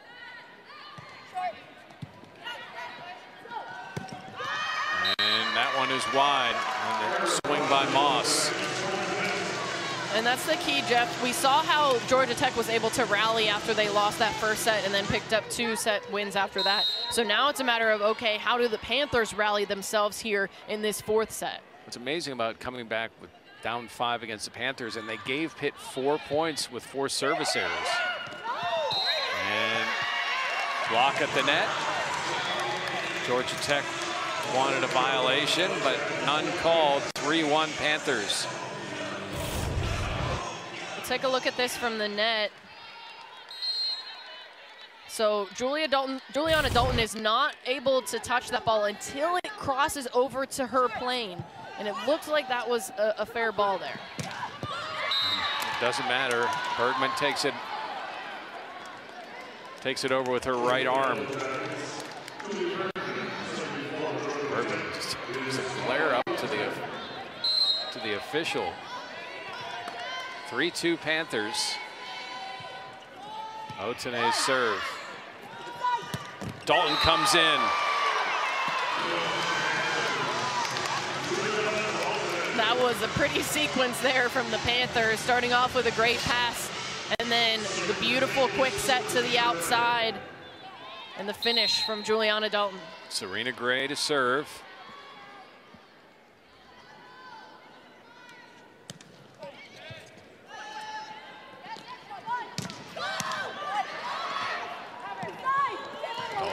Has to tip. Chance here. And a tip that time by Bergman. Vazquez. Good dig by Bertolino.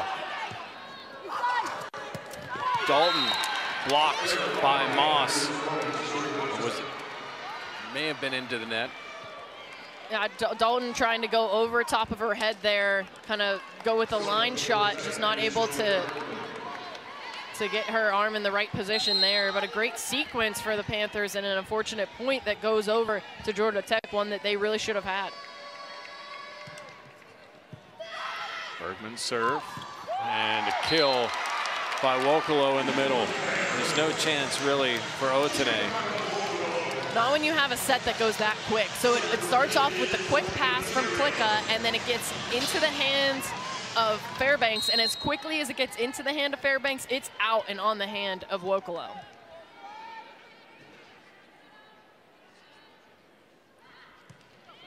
Vazquez in a 5-3 4th set. A must win for the Panthers, and an error by Dalton, or excuse me, by Bergman. I see the confusion there. 6'5", 6'5", red hair, red hair. We do have a braid and then a bun. Yeah, and they are in different uniforms. If I hadn't noticed that. I wasn't going to point out the obvious, just the other differences. Thank you. You're so kind.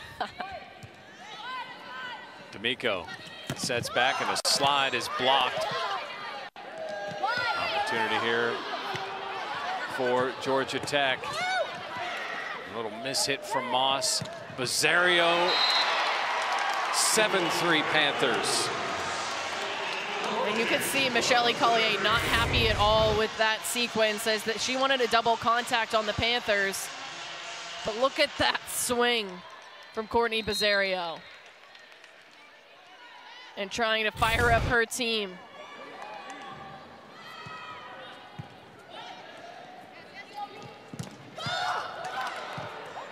Dig by Vazquez Gomez.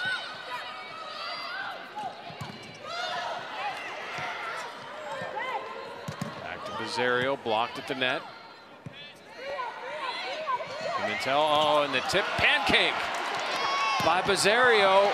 Another great play. The Panthers try to save it. Boy, Pitt kept that point alive a couple of times, but Georgia Tech finishes it off. This pancake from Courtney Pizzario was a thing of beauty as she laid out for that one, and the Panthers just trying everything they could to keep that ball alive. Panthers up 7-4. Fairbanks long. And touched by Georgia Tech. We'll see if Shelly Collier, she will not challenge. She looked at Morrissette and said, "Did you touch it?" And then I think she got the head nod and then gave a little thumbs up. Dalton.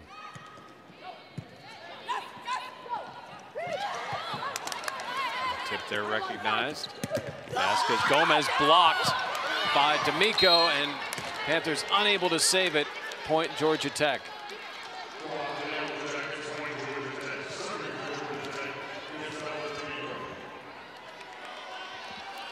And again, the Panthers trying to do everything they can to keep the ball alive, just have to try to play a little bit cleaner. Vazquez Gomez blocked and then dug by Klicka. Fairbanks sets it back over. In the middle, blocked. Wokolo. Oh. Wow. Wow. Look at Wokolo as her body was going the other direction, brought her hands back over and had the single block with one hand.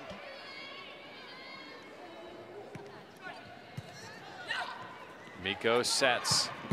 Otene, good dig by Klicka. From the back is Dalton, too far. And Panthers want a touch. They all want a touch. There was a touch. Point Panthers, 10-5 lead.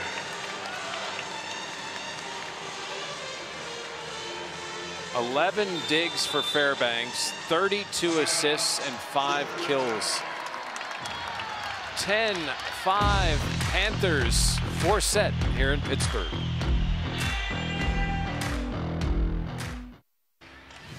So in the earlier matchup this season, also it was in McCamish Pavilion, the basketball arena for Georgia Tech. And it was the Panthers coming away with the road win.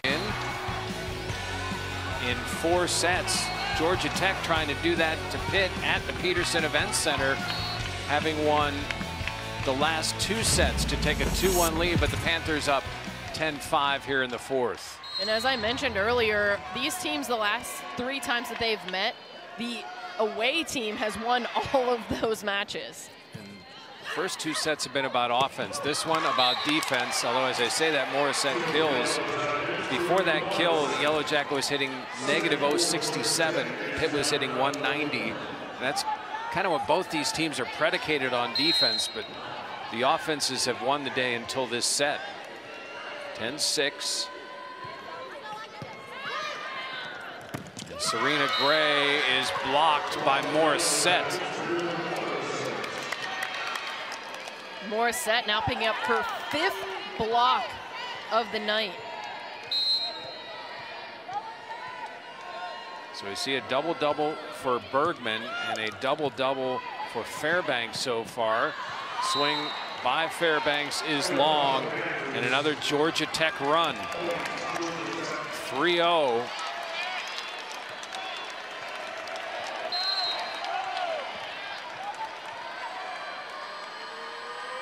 There, Tolino, who answers for the Panthers.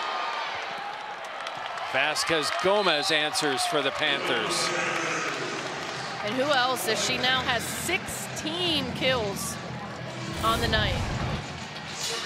Beautiful job by Cam Ennis, who has had a lot more playing time here in this 4th set, Jeff.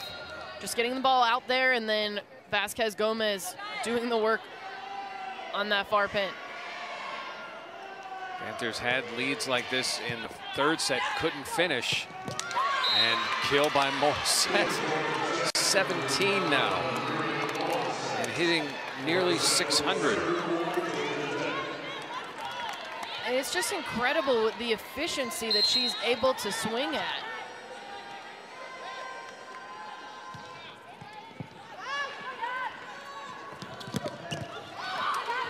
And again, Vazquez Gomez.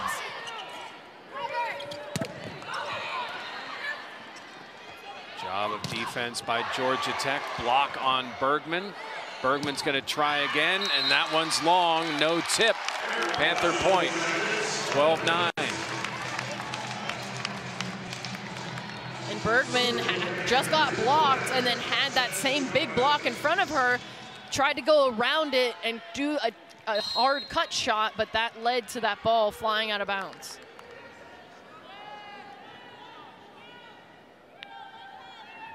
Vazquez Gomez. Good dig by Klicka. Bergman dug by Vazquez Gomez. Dalton tries to make something out of nothing. Another chance, and that one's in.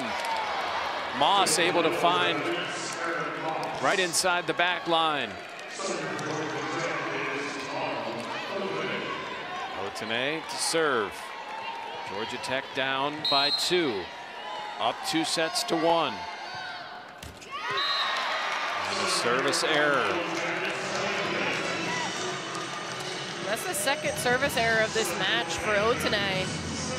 Panthers going big here as Klicka checks out and Serena Gray to serve.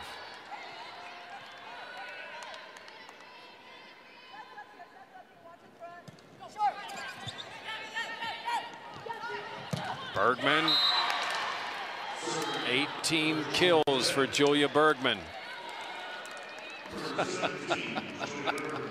You have to love the celebrations from the benches. A lot of creativity. Got to make sure everybody's in communication, or it could go wrong.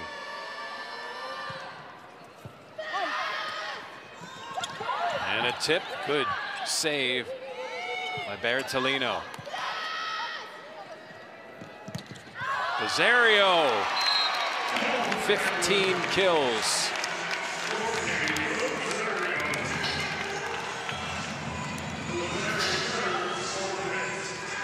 Grad student from California, had a couple of spectacular years at Iowa.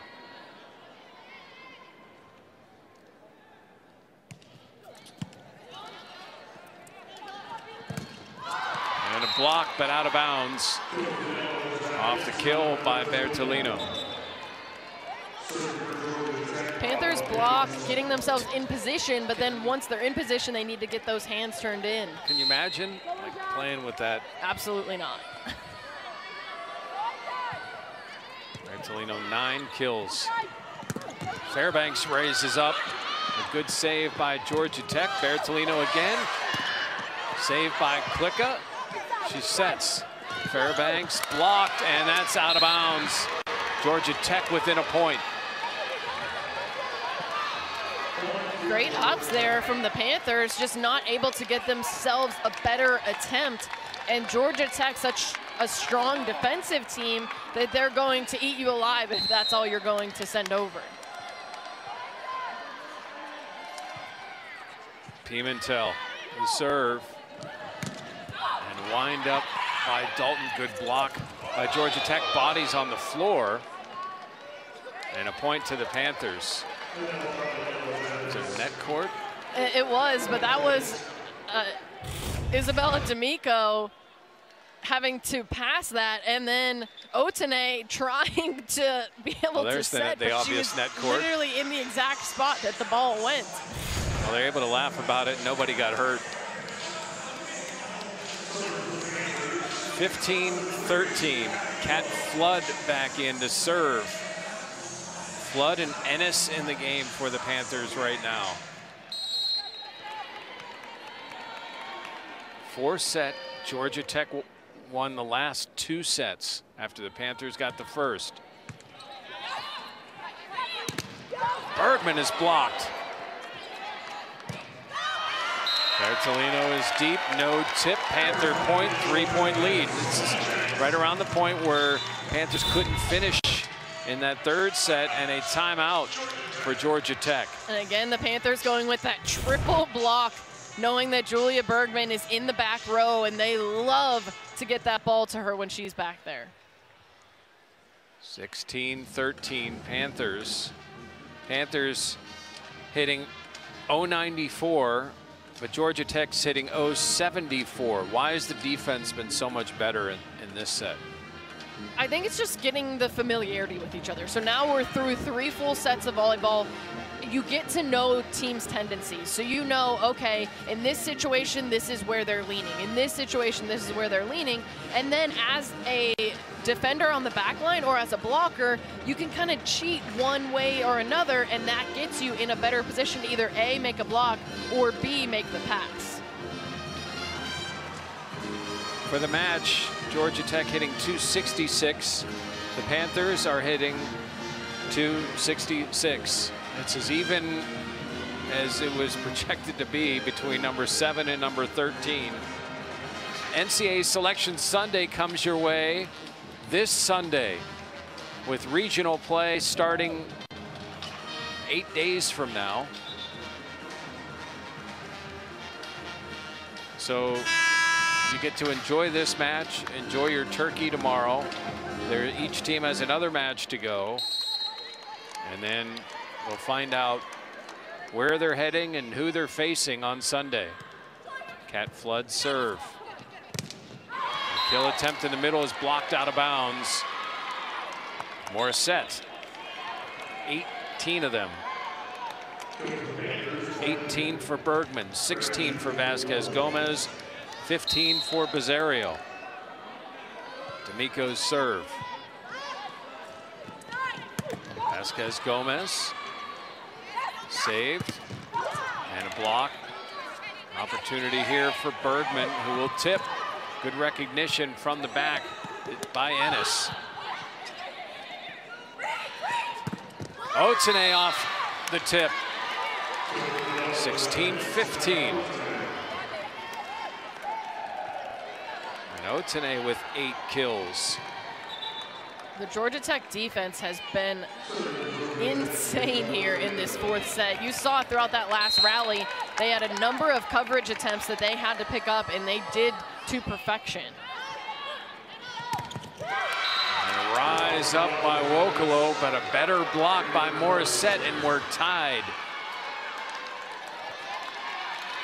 It would be one of the stats you would look at in this match. Who wins digs? Right now, Georgia Tech is a +1.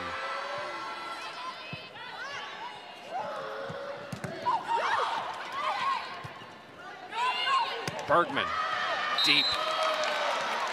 So an error for Bergman. Panthers back up a point. Pitt has to win this set. And Emmy Klicka will serve. Georgia Tech again, though, able to keep the ball alive in coverage. So they get blocked, but then they're there in the right position to be able to keep the point alive and still have a chance.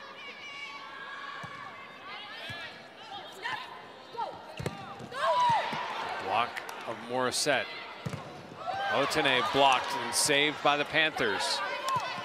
Vazquez Gomez sends it over. Back to Otene. Klicka. It goes out of bounds. I don't know, that would be an interesting rule if you had the time, if you could cross over to the other court and save it back and then across. Well, Vazquez Gomez would be able to get the ball back onto her side, and then they could make the play to get it back onto the Georgia Tech side. But it's very difficult to try to get over there. 17 all between these ACC powers, and Vazquez Gomez just in front of Pimentel.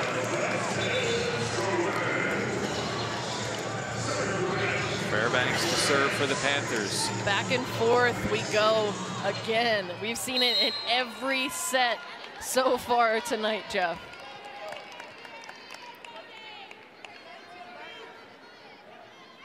Panthers trying to force a 5th and deciding set. Or this would be a deciding set for Georgia Tech. And a battle at the net. Chance here for Pitt. Serena Gray is blocked. Bergman blocked. But able to get through.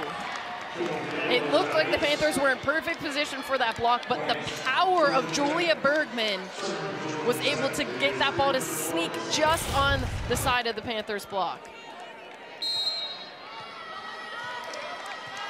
From the angle, I thought that it landed on the other side. Especially with the ball going over that way. And a near ace.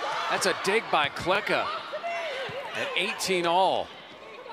Bergman Sends that one off hands and out of bounds. A 20th kill for Julia Bergman. I have no clue how Emmy Klicka was able to keep that ball up. And you could see Michelle Collier looking at the down ref saying, how was that up? But he had the perfect position to see it. It's the 12th time this season that Bergman has gone over 20 kills.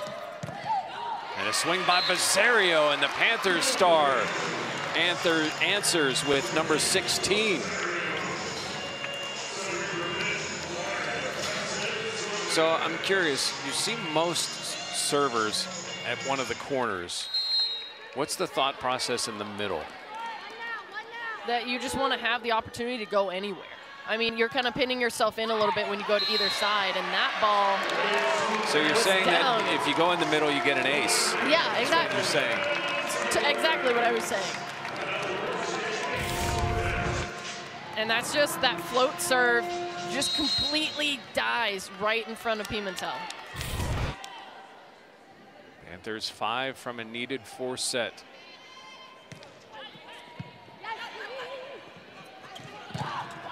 Bergman is blocked.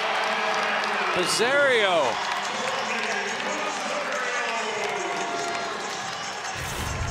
6-5 v. 6-5.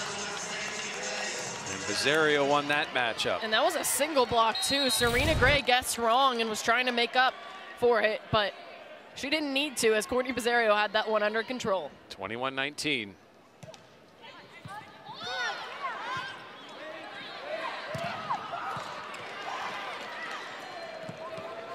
Vazquez kills it as the dig goes long. 22-19 Panthers. Wonder if we'll see a GT timeout here. Looks like we're going to instead have a timeout, have a stoppage to try and clean up the court. So a pseudo timeout. Strategic water on the floor. Oh, my shoe just came untied. Right at this moment, we need to stop play so that I can make sure that safety is key. Take a look at our stars of the night in Julia Bergman and Courtney Vazquez, two of the best in the ACC and the country and what they've been able to do. Double-double for Bergman. And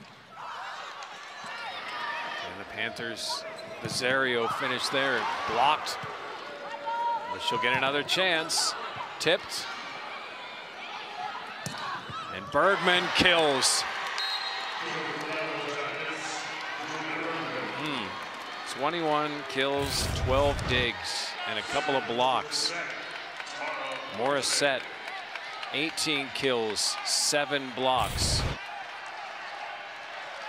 Bertolino, 9 kills, 21 digs. Otene, 9 kills, 7 digs. And Otene serves for Georgia Tech.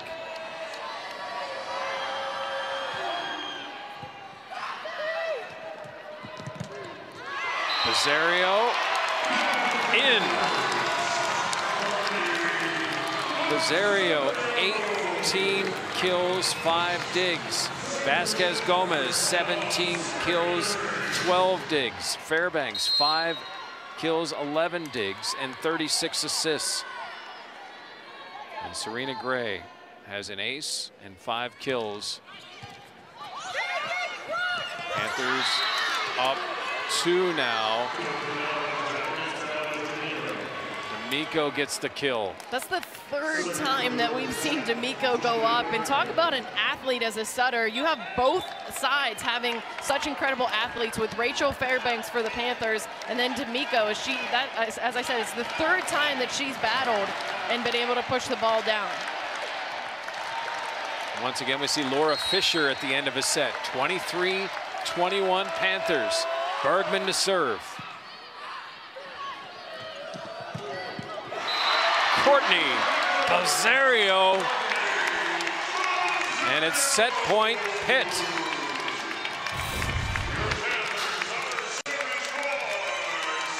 I hope you're enjoying ACC Volleyball here on the ACC I don't know Network. How you can't enjoy what you've been seeing. I mean, we've had a 25-21, 25-22, now 25-23, and we're at 24-21.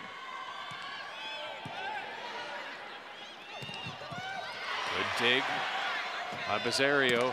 Dalton. Pimentel is there. Bergman floats it. Good save, but Klicka unable to get it forward. And a point for Georgia Tech. The Yellow Jackets stay alive as Pimentel will serve.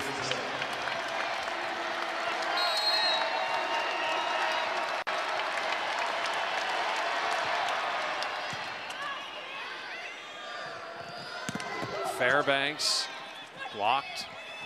And an error by Georgia Tech trying to set up Morrissette. And Pitt wins the 4th set.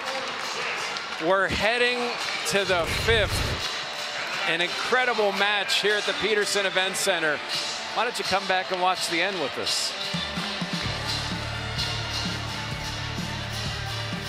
In her first season with the Panthers, Courtney Bazzario has come up big so many times, has been the leading in kills in almost every match, and has done so again here against Georgia Tech with Valeria Vazquez Gomez with 17. You look at the hit percentage from Bazzario.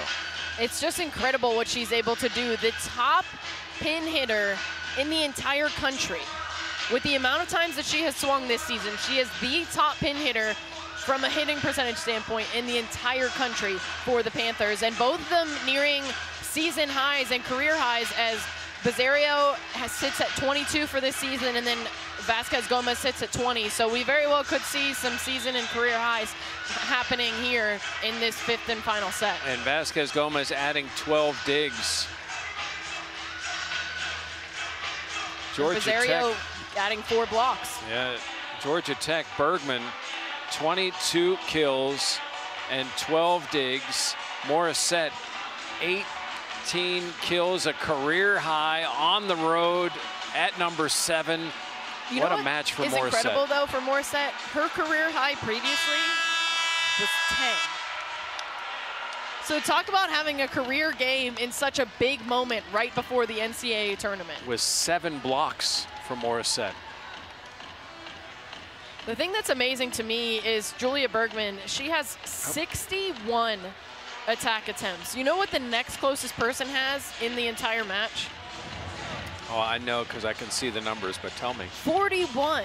She has 20 more attack attempts than any other player on this court. Or we've discussed her at various times, but Bella D'Amico, 51 assists and made several smart, intuitive plays.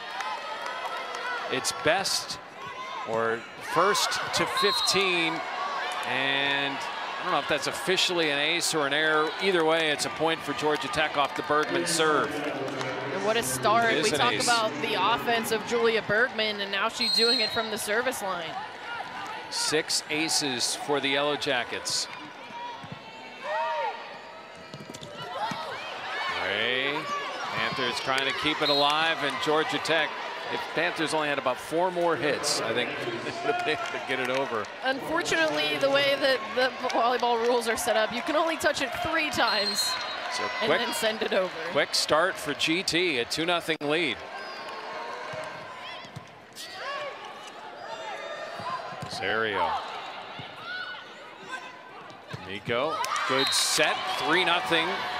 Georgia Tech. Will Dan Fisher take a timeout here? And again, as you said, Jeff, this set only goes to 15, so every point is magnified even further as you don't have the chance to get to 25.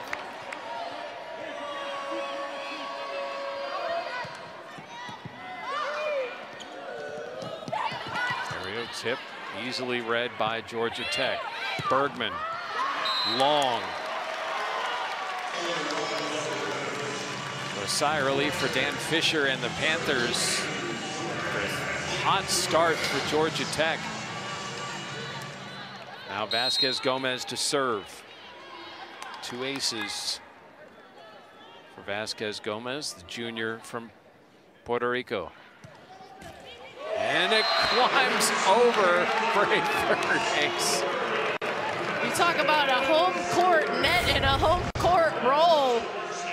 How about that magic there from Vazquez Gomez. No one in sight for that one.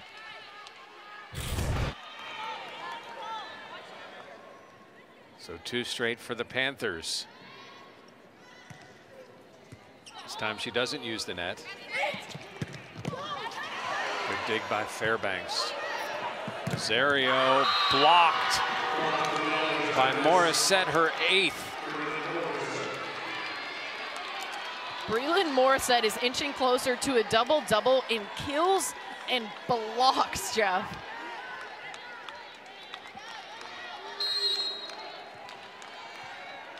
For 2 Yellow Jackets.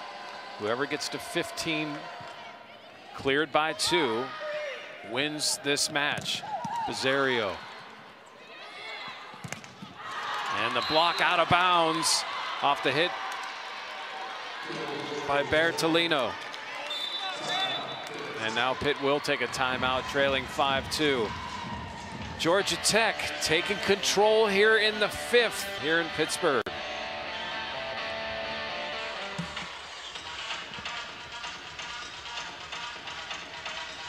Breland Morrissette, what a career night she is having here at the Peterson Event Center. 19 kills, hitting at a .567 clip to go along with 9 blocks is just unheard of. A chance to put more distance between themselves and the Panthers. Serena Gray dug by Bergman.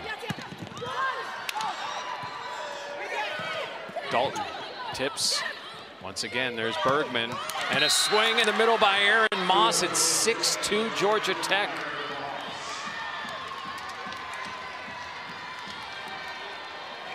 Incredible the production that Georgia Tech has seen from the middle tonight, with Morrissette with 19 kills and then Moss adding 4. So that's 23 kills from the middle.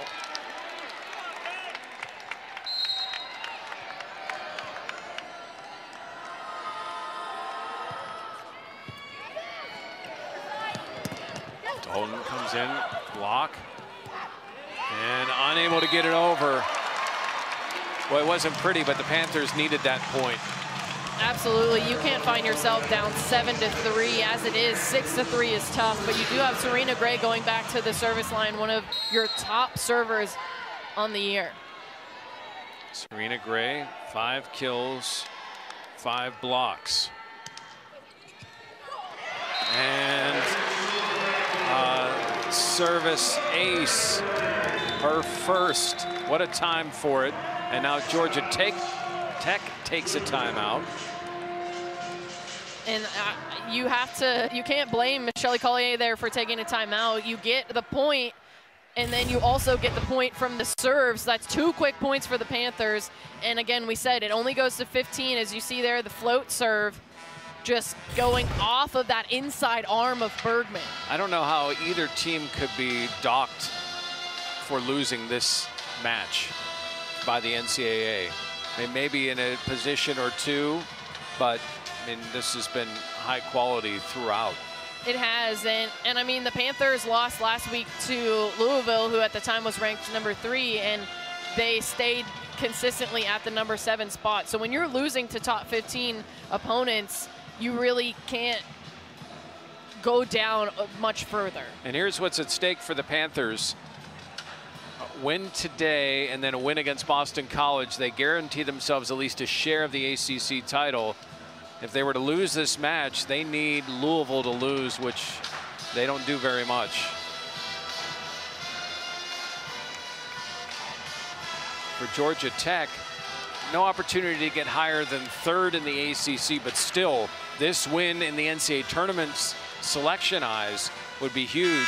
And it's also just the fact that it's right before the tournament. You think about the role that your team would be on. As Louisville, you talked about it, they play tonight, and it started at 6:30, so, and that's their last match, so if they win that. And at a Notre Dame team they should beat. A block at the net, but drops on the Panthers side. 7-4 Georgia Tech, nearly halfway there are the Yellow Jackets. Otene to serve.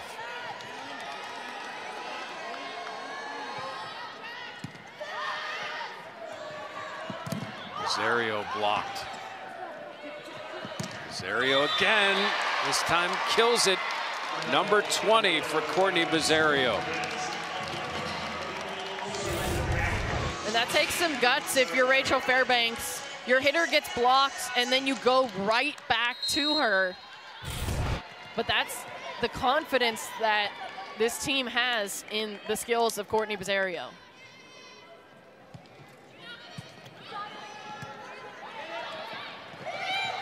Tip, and the Panthers unable to handle the tip. That went off Dalton, and we'll switch sides here. It's Georgia Tech. An 8-5 lead, and will serve. Bertolino to serve for the Yellow Jackets.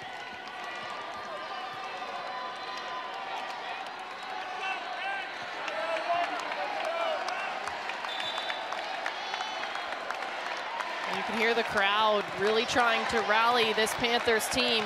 Down just a couple, this match still has a lot of points left in it. 25-3 are the Panthers, 19-6 are the Yellow Jackets. Boy, it has been all Georgia Tech here in the 5th.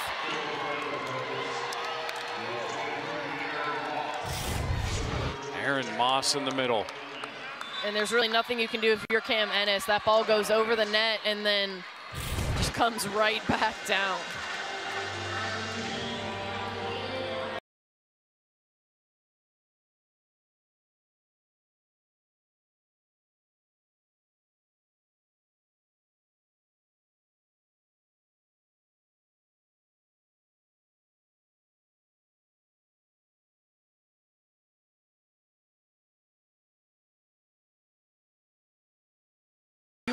Want to be playing your best volleyball going into that tournament. And the Panthers have played well, but you look at a couple of weeks ago, they beat this Georgia Tech team 3-1 in their home gym. The Yellow Jackets beat number 17 Illinois early in the season, lost to number 24 Arkansas, number 8 Ohio State, lost to Pitt earlier, lost to Louisville earlier. So obviously the chance here for a second-ranked win, and you said a few minutes ago, it's the timing of it that makes it so big for Georgia Tech. And this is a Georgia Tech team that made it to the Elite 8 last year. So the Panthers made it to the Final Four. This Georgia Tech team made it to the Elite 8. Louisville also made it there as well. So you look at the ACC and what they've been able to do on the national scale. And this was a Panthers team that was rolling 18 straight wins. Got swept in Louisville and now in danger of losing a second straight match.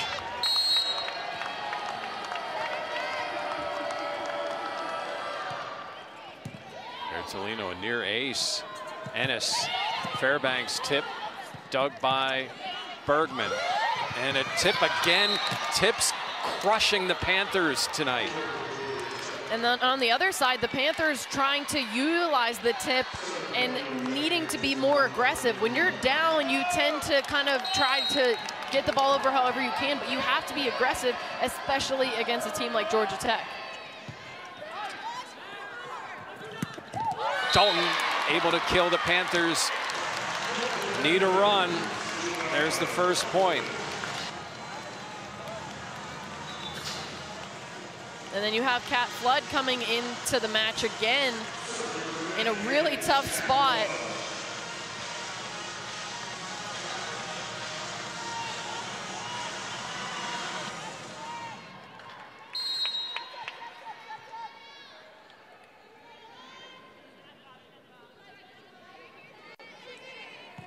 Kat Flood serve. Panthers down 4. Free ball here for Georgia Tech. A slide by Moss, blocked by the Panthers. Vazquez Gomez. The Yellow Jackets unable to save as Pimentel almost said hello to Amanda. And now Michelle Collier will call a timeout after that one. 2 straight points for the Panthers. And I guess not. It looked like she made the timeout signal, but trying to see if her team can get themselves out of this Panthers run. Good serve by Flood.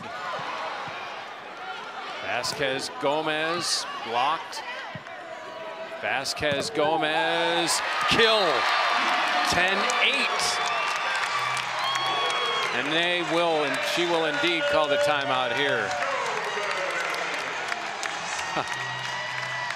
This has been so much fun. These two teams leaving everything on this court tonight. And the runs at such important times, as you see Vazquez Gomez coming in. Usually that attack attempt would be further out towards the pin, but coming in on that due to where the ball was, and just able to get a great swing on it, going off of the head of a Georgia Tech player, as it seemed, and then just not able to get it on the back end was Pimentel. But Panthers down 10-5, knowing what's on the line and just leaving it all out there on the court, as well as what Georgia Tech is doing. Could see Juliana Dalton was ready to start talking. Well, Dan Fisher, the job he has done with this Panther program, both coaches have done great jobs with their programs. Both good players, very good players in their own right. Both involved with international volleyball. And here we are in Pittsburgh, Pennsylvania, reaping the rewards of all their hard work. 10-8 Georgia Tech, 5th set. First to 15 to win by 2.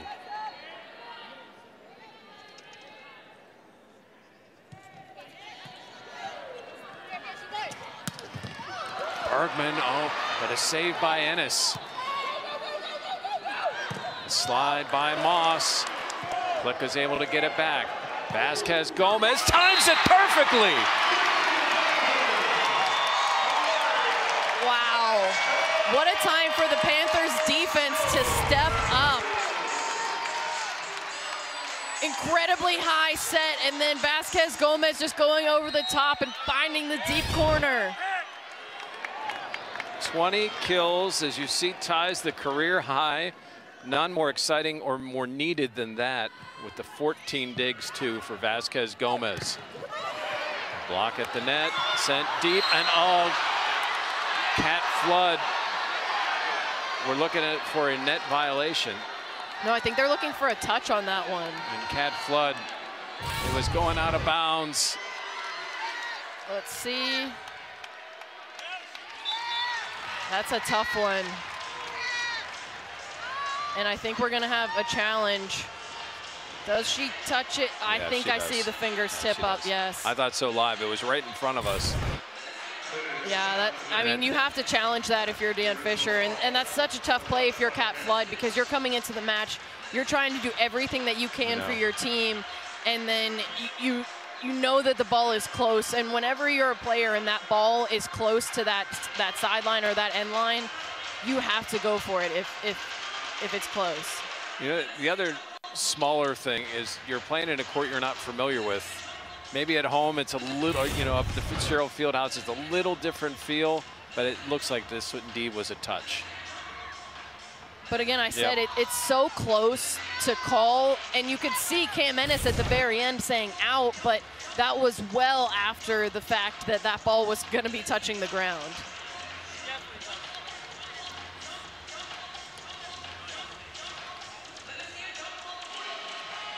(11-9) Georgia Tech. We'll see if that score holds. The officials still looking at this. But you have to think about what has led up to this, the run. The Panthers were down 10-5, and now the score stands at 11-9, and we do believe it will stay that way, 11-9. But how they've been able to battle themselves back in this 5th set. Panthers won the first set 25-21, then Georgia Tech 25-22, 25-23, and then the Panthers 25-22 in the 4th set. And here comes the official ruling. There's a lot of discussion here. It is Georgia Tech's point. And again, I said that's a play that you can't fault Cat Flood for. You're coming into the game, you're giving it your all, and that's exactly what she did. And a late substitution here for Georgia Tech. And again, Fisher comes in at a crucial moment for Georgia Tech. 4 points from the match. Georgia Tech without a setter. I guess the de facto setter would be Pimentel. Good dig. Iotene. Bergman. Vazquez Gomez. Back to Bergman. And Bergman finds the back. Julia Bergman and a 3-point lead for Georgia Tech. And you just talk about the vision from Julia Bergman, the beautiful back set there from Moss, and then Bergman not going with her hardest swing, but seeing that she had the back line open. Vazquez Gomez blocked out of bounds. 12-10. Will click, she will indeed serve.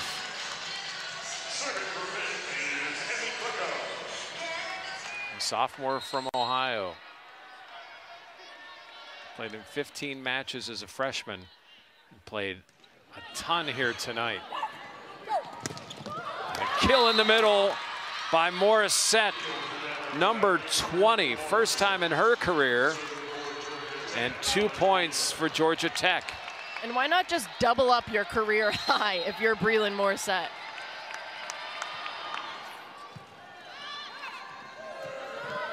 Vazquez Gomez blocked but out of bounds. Panthers stay alive.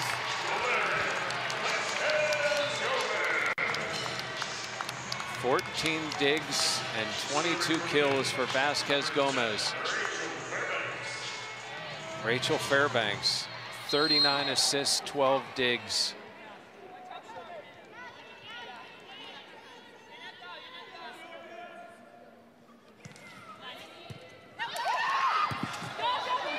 A near ace, but a free ball. Back, Bizzario. Good digs by Georgia Tech. And a deep hit by Otene. It's 13-12. Well, it seemed like the Panthers had won that point a couple of times. Looks like they're challenging on that play. I'm not sure if it's a touch. Oh, she wants a net call, but it was actually Julia Bergman that went into the net, I believe. On that, if we were to wind that back, I think what she wants is a net call, but it was actually her own player that ran into the net. At least on that replay. We'll have to take a look at it when it's on the actual last attack.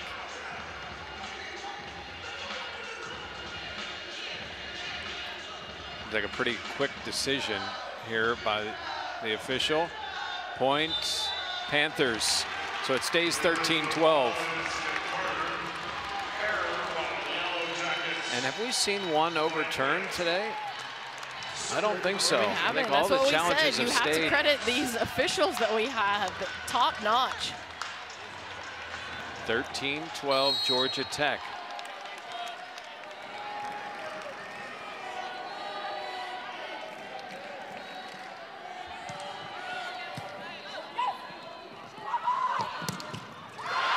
And a deep hit. Georgia Tech wants a touch. No touch called. And we might look at this one again. And we are. The last one was so fast that we just needed to do it again. This is monumental here as far as it comes to this match. From 14-12 to 13-13.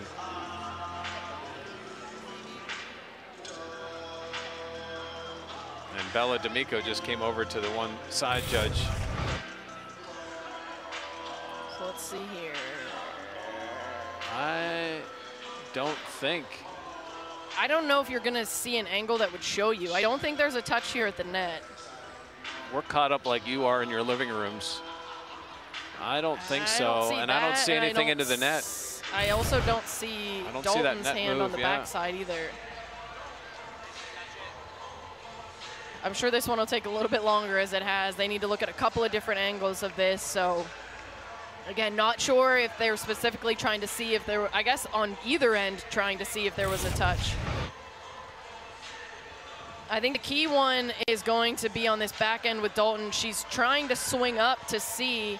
Yeah, I don't think so. And I think the biggest thing is, I know it's hard to see because this is being slowed down, but the rotation of the ball, and that's the biggest thing that you can look at, is the rotation of the ball. Does that change when the ball goes past Juliana Dalton?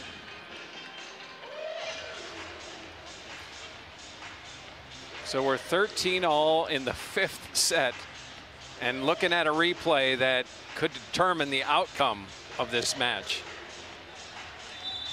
Point Panthers. Wow.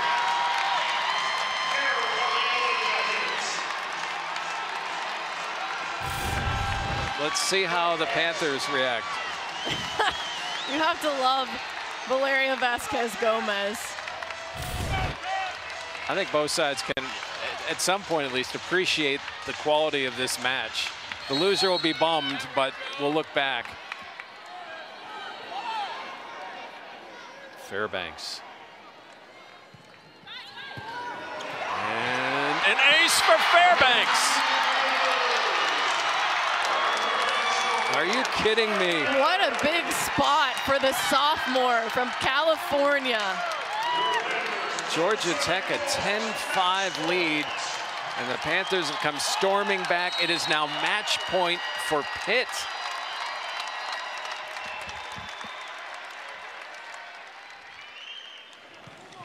Fairbanks serve is in. Otene. And a kill for Georgia Tech, and that's Bergman. Who else? 14-all. You knew it wasn't going to be easy here between these two teams. I hope there are many first-time people here, because how could you not want to come back and see more? And a near error, and the Panthers able to get it over. Chance here for Georgia Tech, and Morrissette just a little off on the timing, and it's 15-14 match point again for the Panthers. And D'Amico and Morrissette have been clutch all night long, and the disconnect there. 58 assists for Bella. And now Vazquez Gomez. 3 aces today.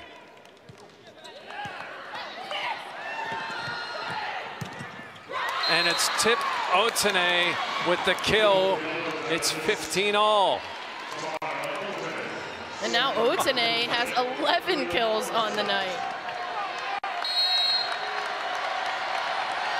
Morrissette to serve with the smile on her face. And it's deep. A service error for Georgia Tech. First couple of sets, they didn't have any. And now with 6. And now it's Serena Gray.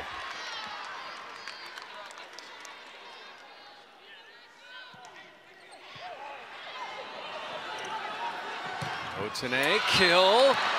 Georgia Tech just is not going to go away. 16-all.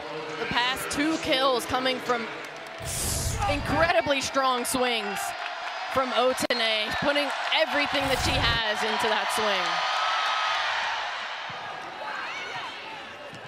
Set back to Bazzario. Dig by Bergman. And the tip blocked. Tolino blocked. D'Amico tried to find something quick. Bazzario swings. Bergman saves it. Moss is just going to send it over. Chance here for Pitt. Bazzario.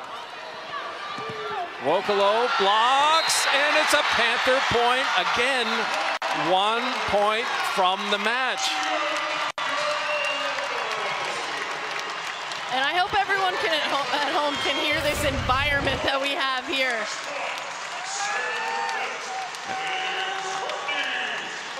And I think on this match point, we're going to let the crowd just, you can feel the crowd here on this match point after a quick break to dry up the floor. The Peterson Event Center here in Pittsburgh. 5th set. Match point.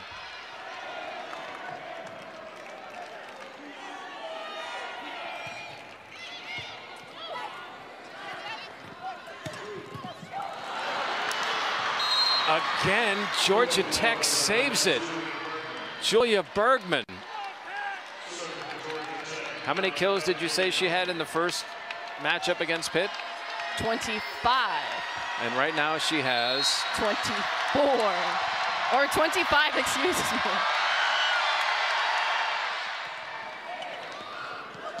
Fairbanks. Dalton is blocked. Save. Fairbanks thought she saw something. Bergman blocked by Fairbanks. 6 foot tall against the 6'5" All-American.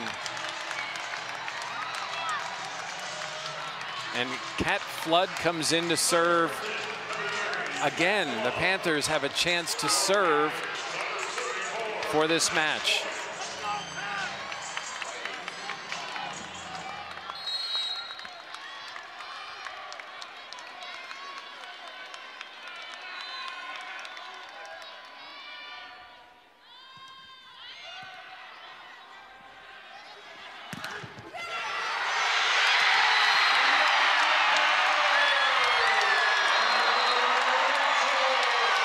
And the Panthers did it! Panthers win it. What a match. There is no loser in today's match. We're all winners for getting to watch this here today. Wow.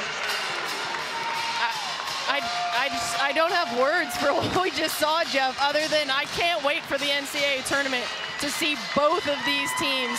Dan Fisher, the second fastest coach to reach 150 ACC wins. Wow. Well, we hope you're entertained at home. And if you're new to volleyball, this is some of the action that you get an opportunity to see here in the ACC. And as you saw through the NCAAs, is you see a couple of Georgia Tech players just sitting down and stretching. What a match here in Pittsburgh. I'm Jeff Hathorn for Amanda Sile, our outstanding crew. We say so long from the Peterson Event Center, where the Panthers beat Georgia Tech 3-2. You can check this out on all of our entities of ESPN. Check it out at ESPN.com. Trust me, if you missed a part of it, watch it back. You've been watching ESPN, the worldwide leader in sports.